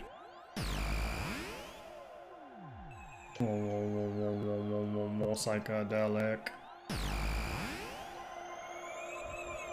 Now read the diaries. What's this? 1990. Dad promised to go hiking with me, but he blew me. 990. Oh, sorry, I said 1990. Yeah, I know. But whatever, who cares about stupid science anyway? Girls don't need to know about that stuff. They do. Girls need to know about science. Science is cool. Alright, something really cool with the game. So, password is to shut down the device is the name of my one true love. Use it in emergency. The sounds are 11.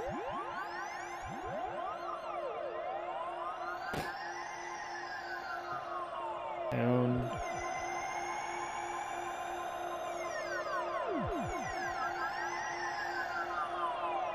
Surely it wouldn't hurt to tidy up. Yeah, the game is stuttering itself. My skirt is stuck. Help me.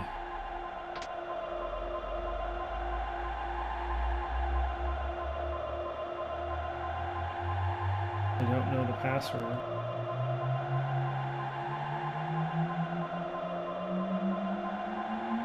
Don't fuck it up. The game is like, I can't do it. Isn't it just Luca? No, it's his one true love. Which is her? I don't know what her name is. Lara. No, god damn it. I can't, like, the game itself is really fucked up. We're gonna have to reload. Yeah, we have to reload. Because I can't, Also, you should restart the game, yeah. It's really, really, really jittery for some... The only thing I think of is that scene... with all the moving parts, but just because it's the only time anything like this happens in the game is the only thing I can think of. Yeah. Also, that is a wonderful change. The reason I was concerned. So they tell you the password. It's the name of the one true love, which you have to infer is the wife, which you have to remember her name, though they do show it to you in the dialogue. It was literally on the screen. You just didn't, which is fine. It's also technically you can miss it. And it just doesn't actually change anything really. But in the original, you just had to hit the buttons on the key on your controller. You had to know the password is her name. Then you had to walk up to the counter and then just press the buttons on the controller, LARA in that order, which I did not do. Could not figure it out. Okay, let me see if I have anything running that's like killing my. No, it only just started doing it, so I don't think it's that. No, my memories. For some reason, my RAM is like 40%, but I mean, I have OBS going and stuff, so it's not that big of a deal. My GPU like skyrocketed, but idle it's at 30% because again, it's running this, but like during the jitters and stuff, I think it was skyrocketing.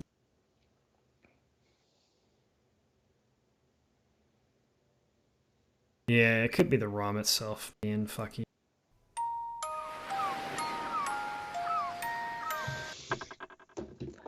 Where did we load? Where did we save? That's a good question. I made you do it right before Fiona's hut at the very least. And it may have auto-saved. You can try resume before loading. Man, Oh, is it doing it again? It's lagging again? we're ditching the fucking controller, and maybe it's the controller problem. Well, no, because it was happening on screen. That's true. It's not the controller. I'm gonna switch controllers anyway and see. I mean, fair, yeah. If you want to do that, but... Just to see real quick, I'll use my PS5 controller instead. And go from there.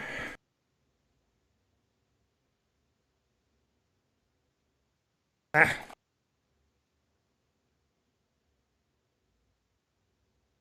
You gotta flip over the USB twice and put it in the same exact spot before it actually works. That's how that shit works. Oh, the game is now not working. Plug the controller. Alright. We saved right outside of Fiona's thing if we need to return to a save point. Oh my lord, what the fuck? You see that? What? Oh. What is happening? Did it just hard crash? It did. After it died on the fucking intro of the swinging of the pendulum.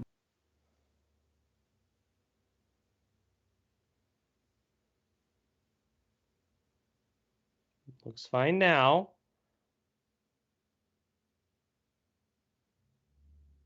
What is happening?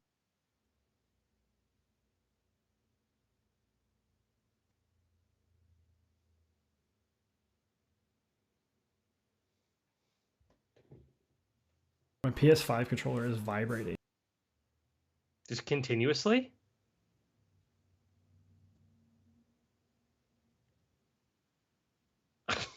That's some shit out of signs. Do you know why? Why? It turned my default speaker into the PlayStation's... Oh, wait. So it's the Okay. audio is exclusively coming from the controller now? It was. It isn't anymore. I changed it. But it sure was. That was wild. So what's the situation now? Is Okay, she about to get trapped again? Find out. Or did it auto Yes, we're good. Okay. Okay. Oh yeah, right there. Okay. But yeah, they show you right there. LARA.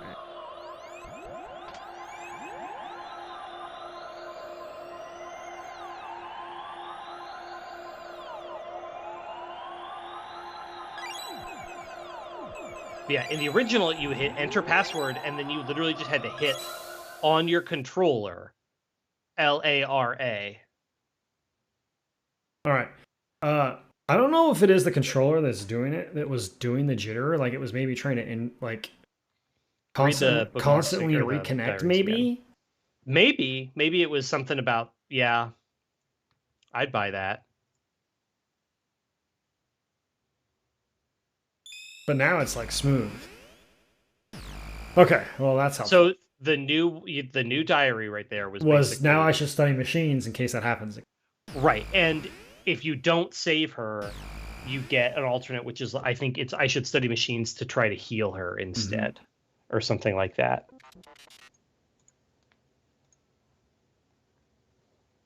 Always thinking of others.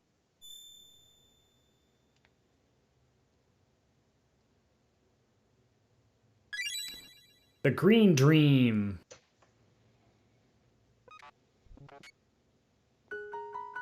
What is the Green Dream? It's a one-time.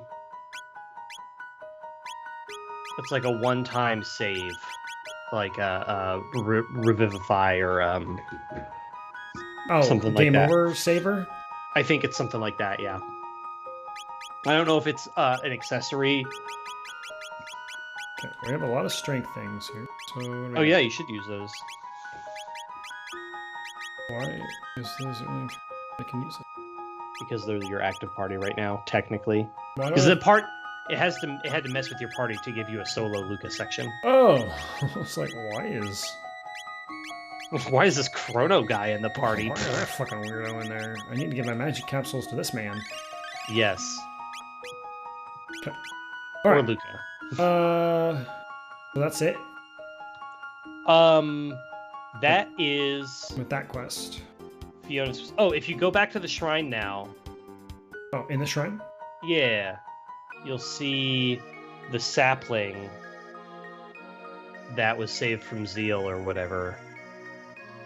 Yeah, that's it. Just a little Easter egg. Can't do anything with it. The party's like in my way. I can't get out. There we go. Holy shit, what the fuck? We can do things better.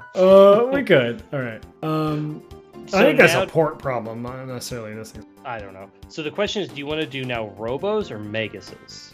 Well, I mean, I'm using more Megas right now anyway. Megas. Okay, that's Alright, fine. gotta go When we do Megasis quest, then bring Ayla, because this is the one that has all the this is the one that has all the best charmable stuff. Oh, really? This is all the we refight Ozzy, Flea, and Slash. This is the one where all of these, except for there's like a triple fight where you fight all three of them. We need to charm all three of them. Alright, well, let's do Good stuff. Robos first so we can get some more TP first before then. Okay. So then Robo's quest is you need to go back to the future. Shocker. And the Genodome. What the hell is that at?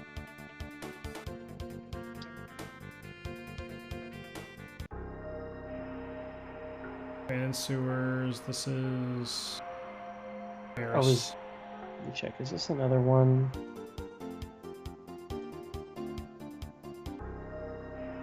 This one here is Keeper. This one here is the sewers. So what else way over here? Genodome. Do. Please allow me to take the lead. He has to be the lead party. R66Y. Prometheus.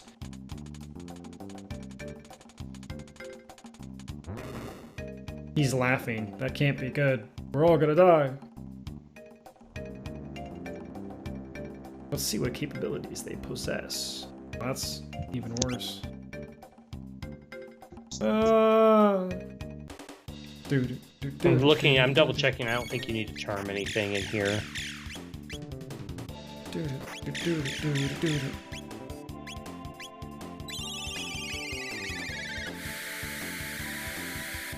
Wow, 1,000 damage, crazy.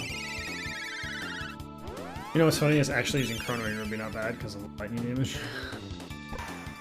Yeah. But we're fine.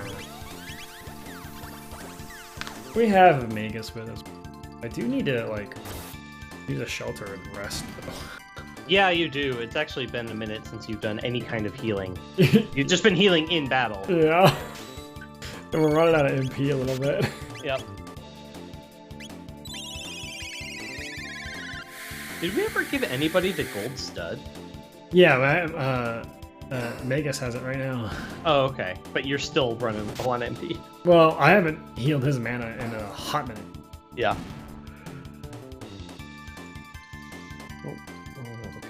Alright. More fights. I'm so glad I'm fully healthy for this. Mm-hmm. Yeah, you might have to actually use your, It'll be alright.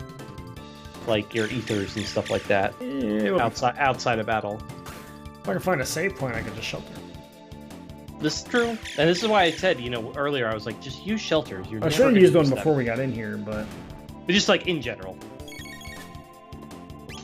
Yeah, we should probably... I think we can knock this quest out and then be done... I think that'll be done for the night. that's probably a good idea. I think we can get this knocked out. This isn't too bad. What's leveling up? It's mostly like we do a few fights and then it's like 2 bosses back to back. Oops. I need to do that.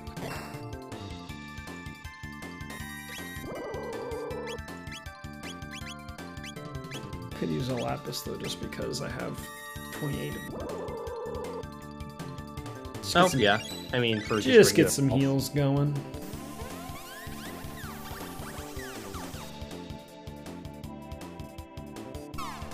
Come on, we have a fucking turn. Jesus.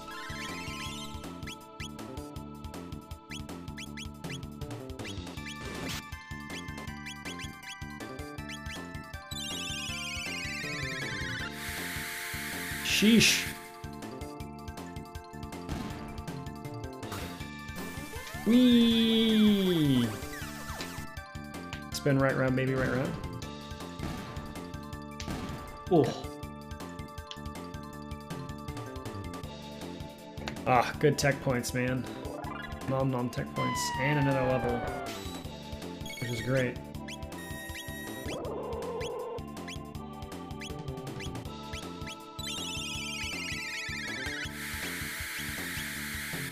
What? What's up? What? What's up? I didn't see this earlier today. Hmm. Lego is doing a D&D That's cool. collab, and they have a little teaser that shows like a Lego mimic animation. I'll like and retweet that so you can see it. But yeah, there's apparently Lego D&D. That's cool.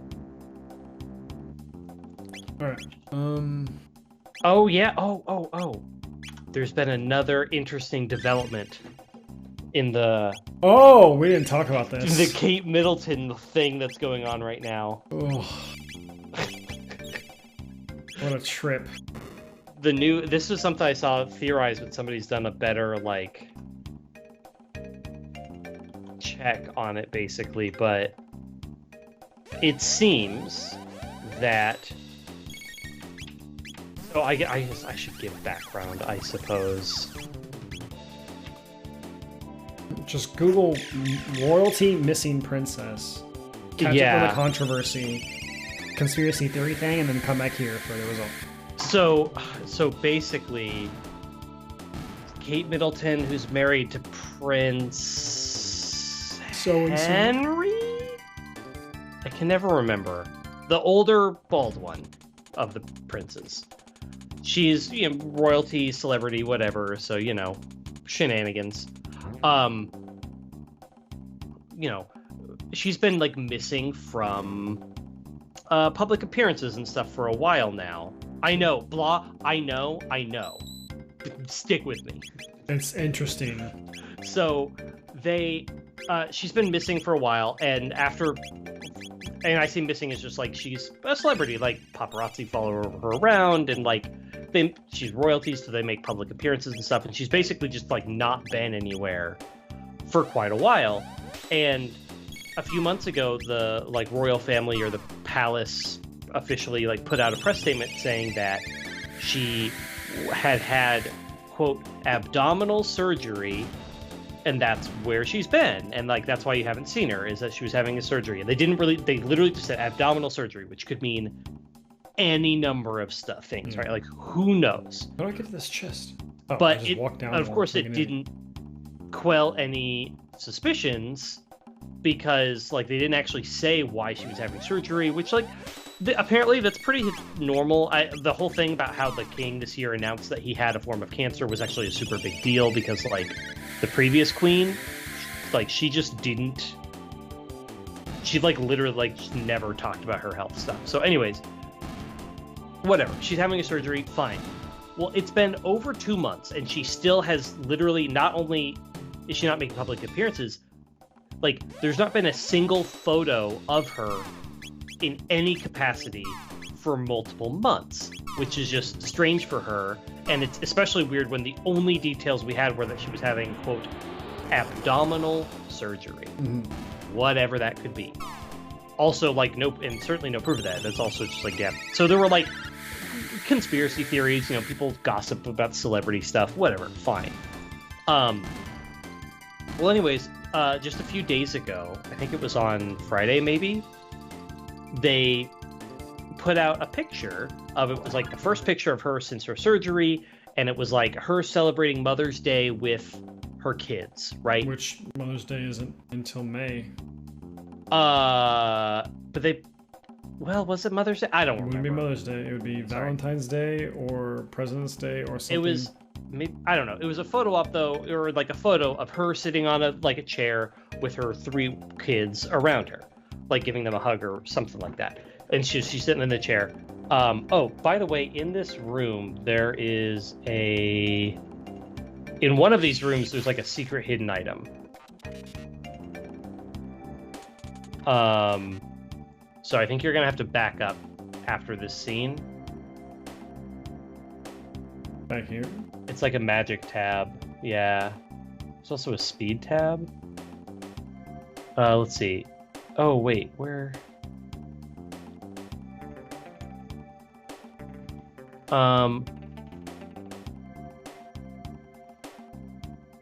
Maybe it's not yet. I'm gonna send you this picture in Skype chat. It says you did a lapis. Oh, it's before. Yeah, you need to keep going this way. Oh, hi. Yeah. Keep going this way, backwards. Oh, there's something on the ground right there that just appeared. On the bottom right corner.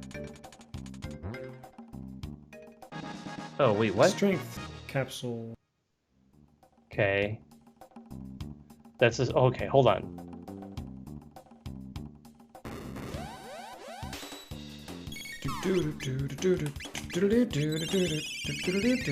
Okay, now I'm confusing myself. Did you find a chest with a ton of money? Yeah, 15,000. What about 50? Not 50. Okay. Okay, hold on. Alright, she has learned Flare. I think Luca is done. I can get her ass out of here. We can Chrono back in. We haven't had Chrono in a while. He's still the highest level, though, except for Robo. Oh, no, you've leveled... Okay, I see. He's still the highest level, I think. He's tied.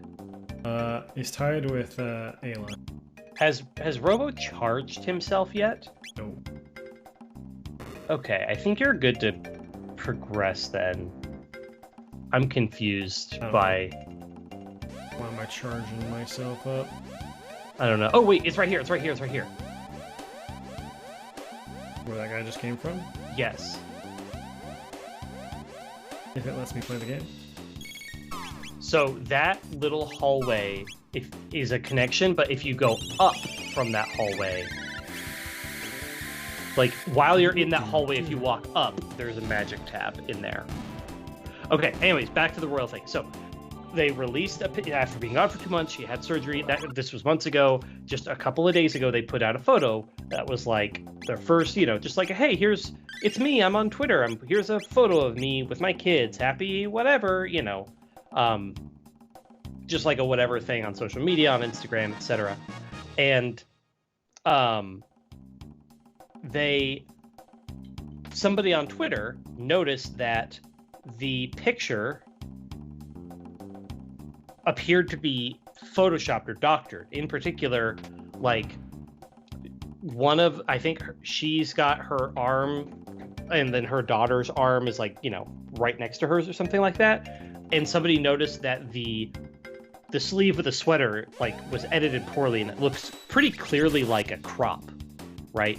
It very much looks like a composite image that was put together incorrectly. Like you can still very clearly see where there's this thing. So immediately the AP, which, that's the source for a lot of news stories, right? Is they put out little press releases to all the other, no, not AI.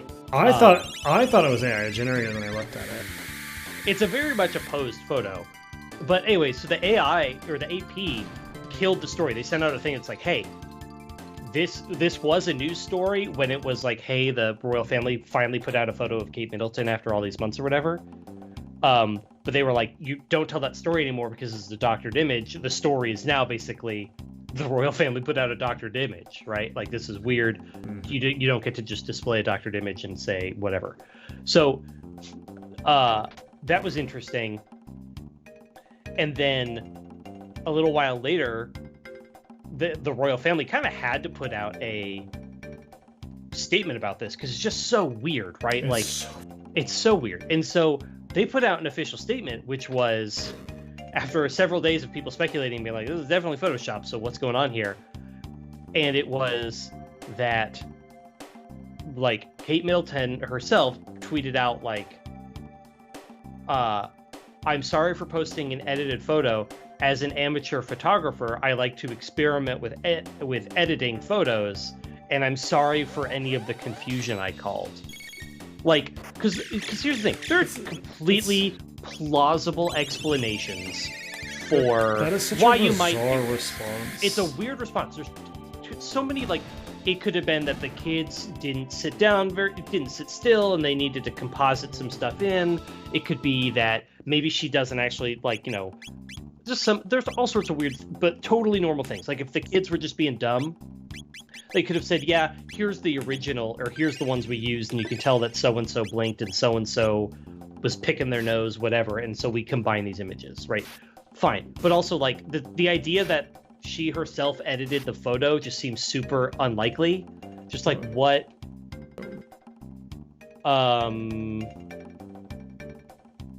You have to charge.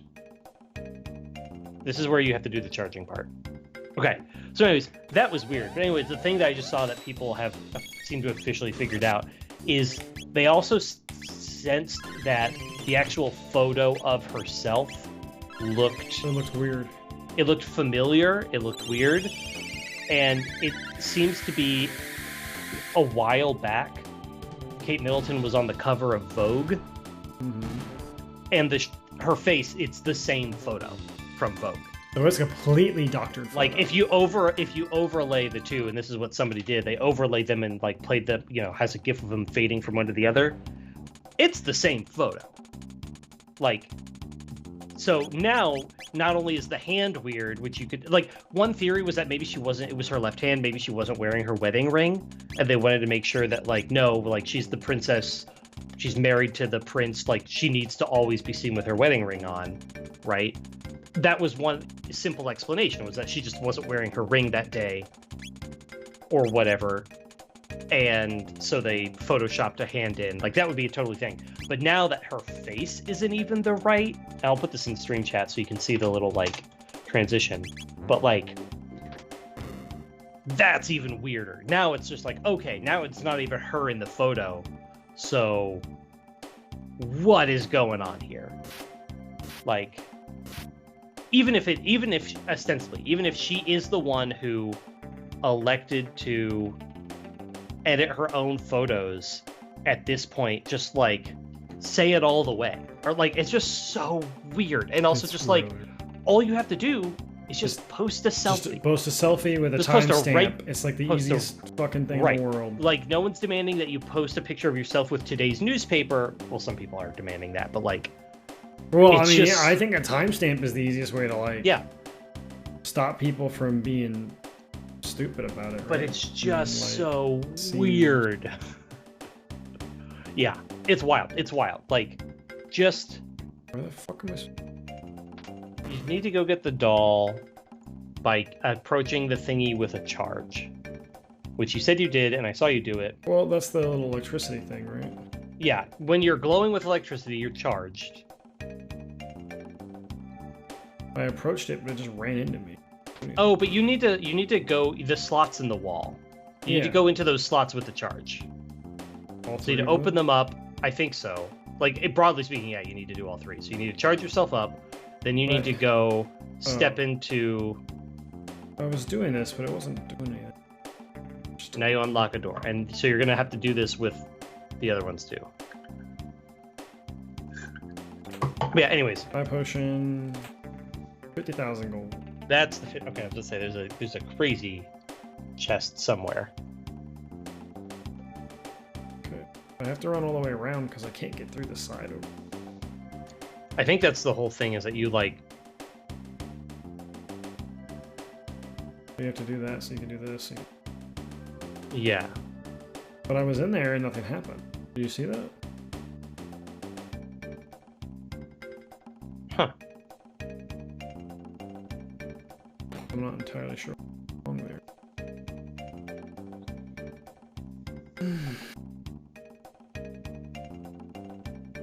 Because you'd be able to think that, like, I could get through this way, but you can't. I'm not entirely sure why you can't.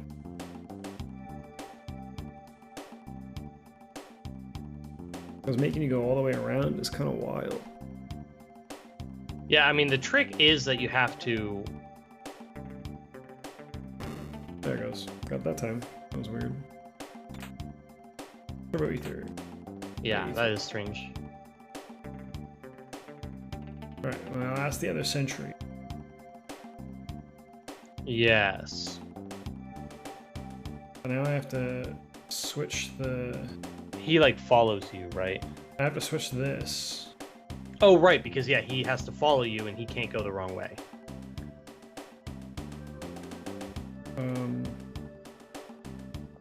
Switch. That's...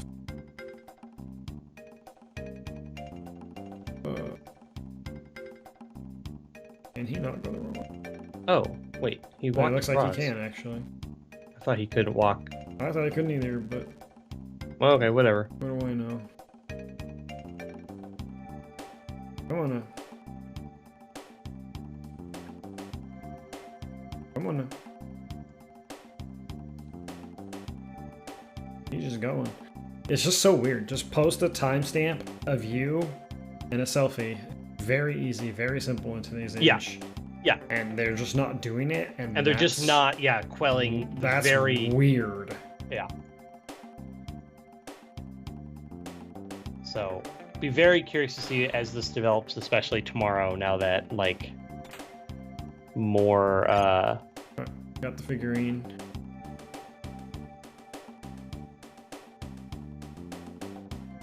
Oh, there's a speed tab up there, too. Where's that just was? I believe it's where the doll was. Hey. Seat one.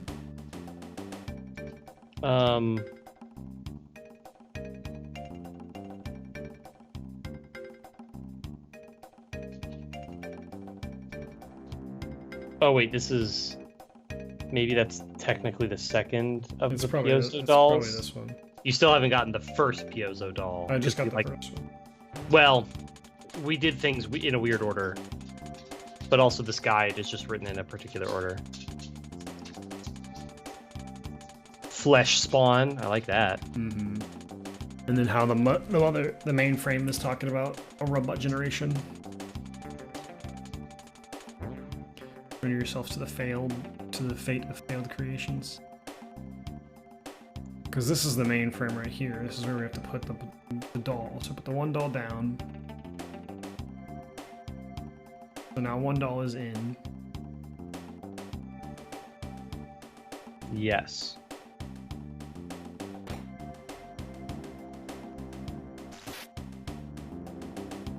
Now this room we came into and then here, we like stopped. High ether. Yeah, and now I have to like do the mainframe thing, which is where he's like, you have to defeat the mainframe, and I have to find the other doll, which I don't know where the other doll is. The So other I'd probably doll. go this way.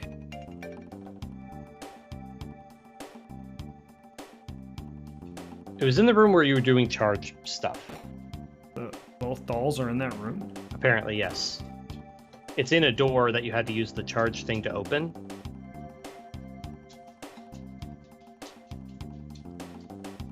What? No way. The only door you had to do the charge thing to open is over here. This door.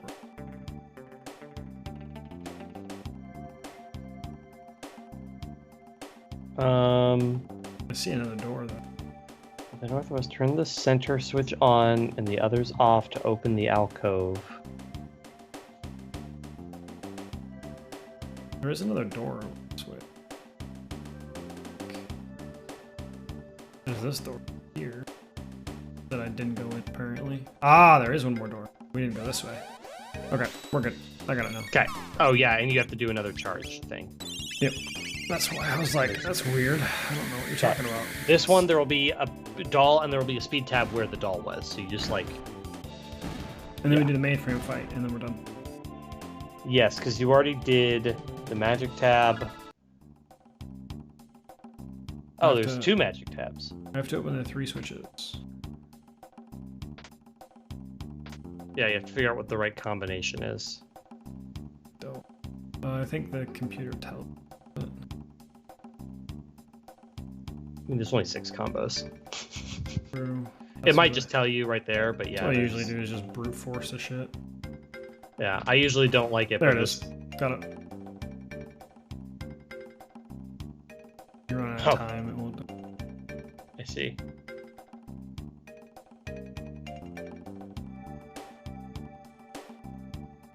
Yeah, you somehow just got the right combo on the first try. Except the door doesn't. They're doing that thing again, just like... It just won't open. Even though I'm standing in it. Maybe you have to close it and open it while you have the charge. Nope. I just had to walk into it again. You just had to do it again. Weird. Just being finicky. Okay, doll, and there's a speed tab. I don't Might- see the speed tab. There it is. Yeah, sometimes they I take... just had to mash it. Yeah, okay. And then I go to the mainframe.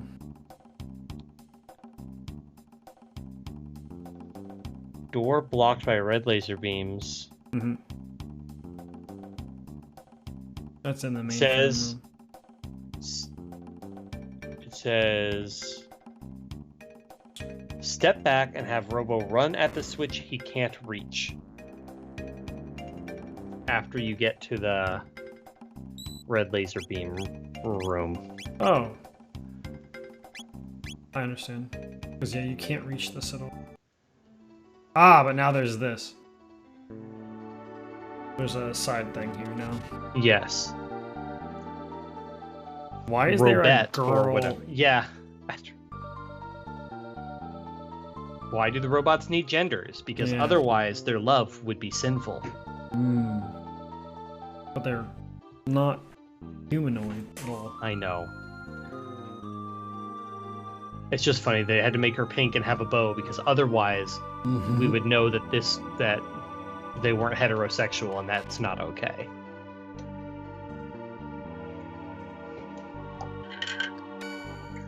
Punches her.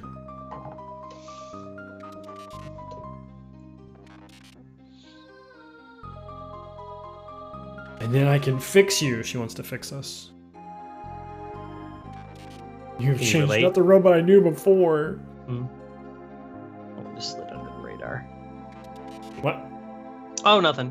What'd you say? It was just a really funny joke that spoke over me, so. Right, because I'm reading the game. You said she can fix me, or she can fix us, or Yeah. something like that, and I said, oh, so you can relate.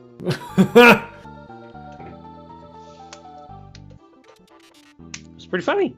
I did all right there. What is going on here? What are you doing? Why am I soloing this bitch? Oh, you have to solo. Yeah, you do have to solo this fight. I Giggity. forgot about that. Easiest solo of our life. Wham! Don't walk through the door or whatever though after this. Wham! 'Cause the next thing is just another boss fight, but yeah. She has 6,000 Wham! HP.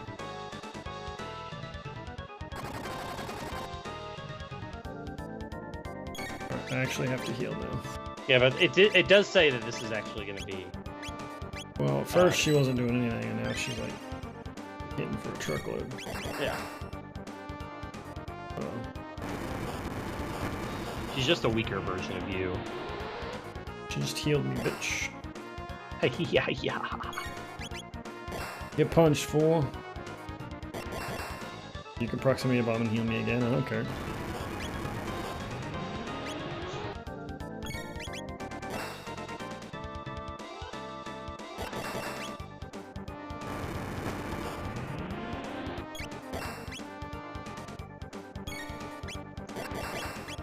I could do rapid fire fist, like wolfing fist, but not.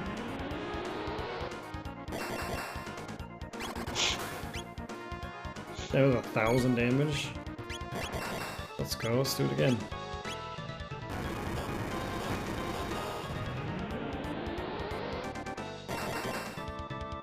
Kabonk. And let's do it again. She's just gonna keep using proximity bomb, and I'm gonna keep healing. Wow, apparently today / probably tomorrow, because Japan, is the anniversary of the original Monster Hunter launching on the PlayStation 2.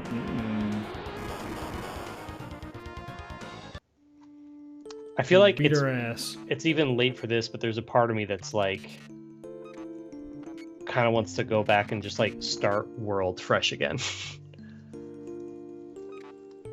Because I have nostalgia for World. I don't have any nostalgia for Rise, and I kind of don't care about Rise. I don't know why, but World I care about, and Rise I just don't care about. Something about Rise, I'm like, whatever. It was fun. It was a fun game. But was it as fun as World?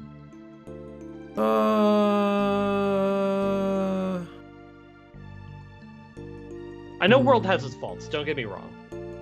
It's not a perfect game. The gem farming in World is annoying. Yes, I completely agree. Oh yeah, and that ribbon is just permanent stat boost to Robo, by the way. That's nice. So he finally is not the slowest of the slow.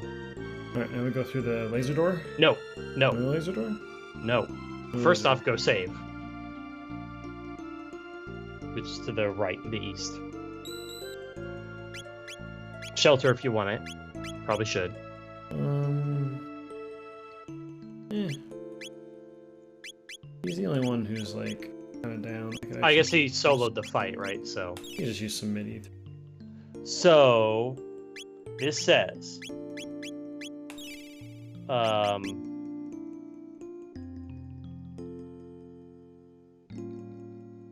where's this?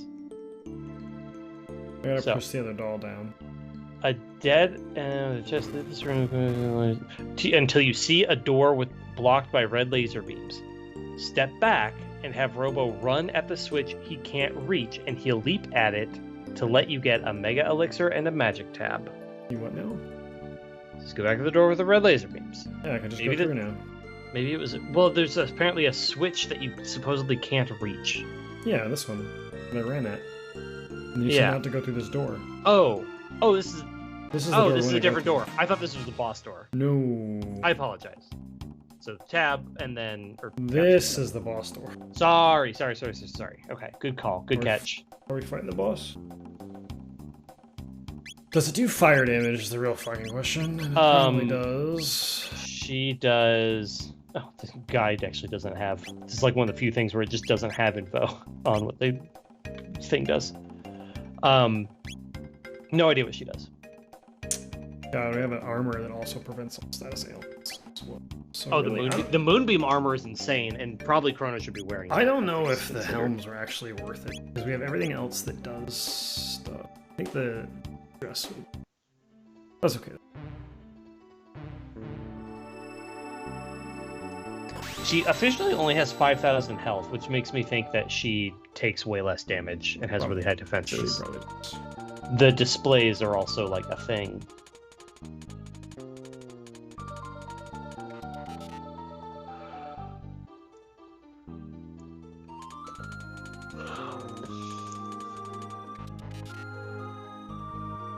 Rogue.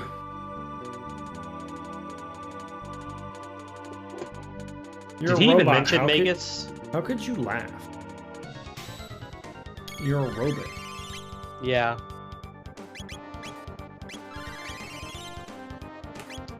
Yes, the display is all like heal her and stuff like that. I don't know how you actually.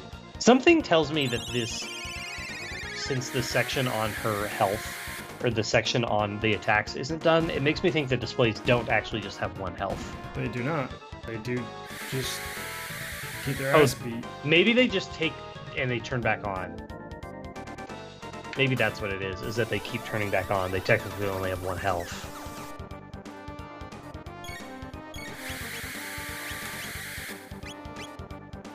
We should probably just have him just constantly heal beaming. You could do some dual techs for funsies.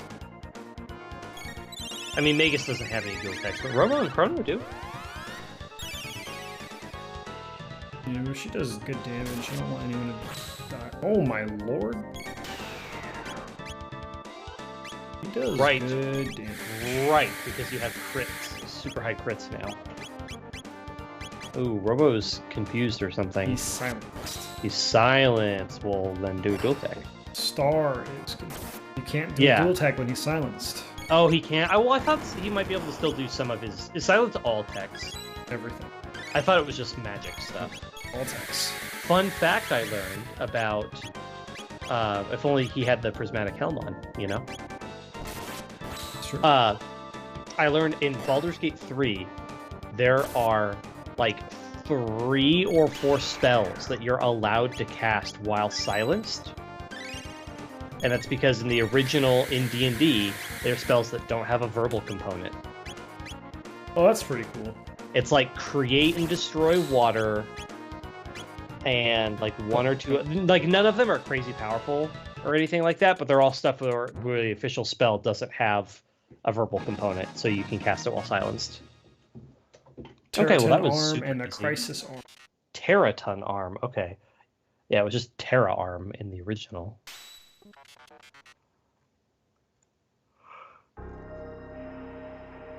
Alright, equipment. And here. And what is the crisis arm? He gets 2 arms, right? So and attack is 1, but the last digit of unleashed P determines the damage. Yes. So what is the... Does that mean the max or the current? Current, I believe. The Chrono Trigger weapons. The crisis arm.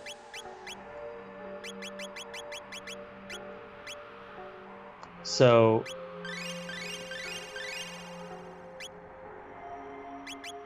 it's...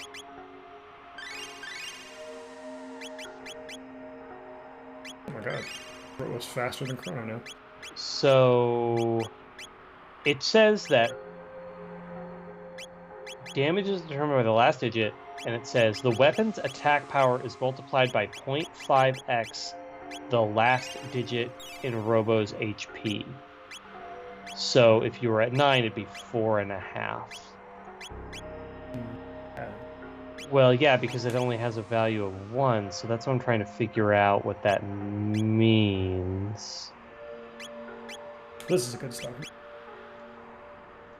We're at a natural stopping point. What is this? It just says weapons attack power, but the attack power is 1, so like...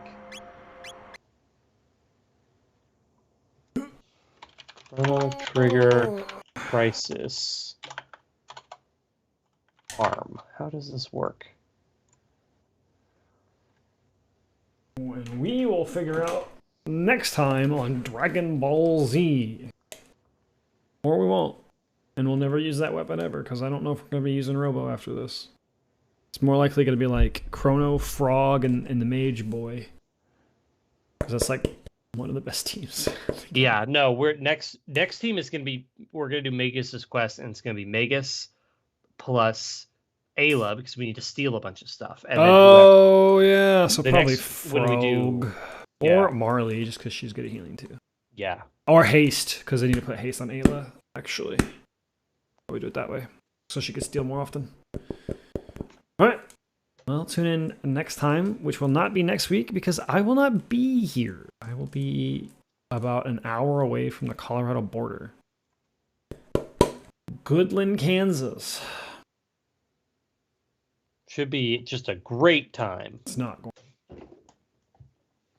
And then the week after that, I will be gone, but I will be on vacation. Not 2 work, week so. break. 2 week break. 2 week hiatus. But that's okay. We'll be back. Gives us 2 weeks to figure out what the heck we're going to play next. Because honestly, we're getting pretty close. So, be good. Stay in school. While we're gone. No parties. Don't do drugs. No parties on stream while we're gone. And have a good week. Okay. Bye.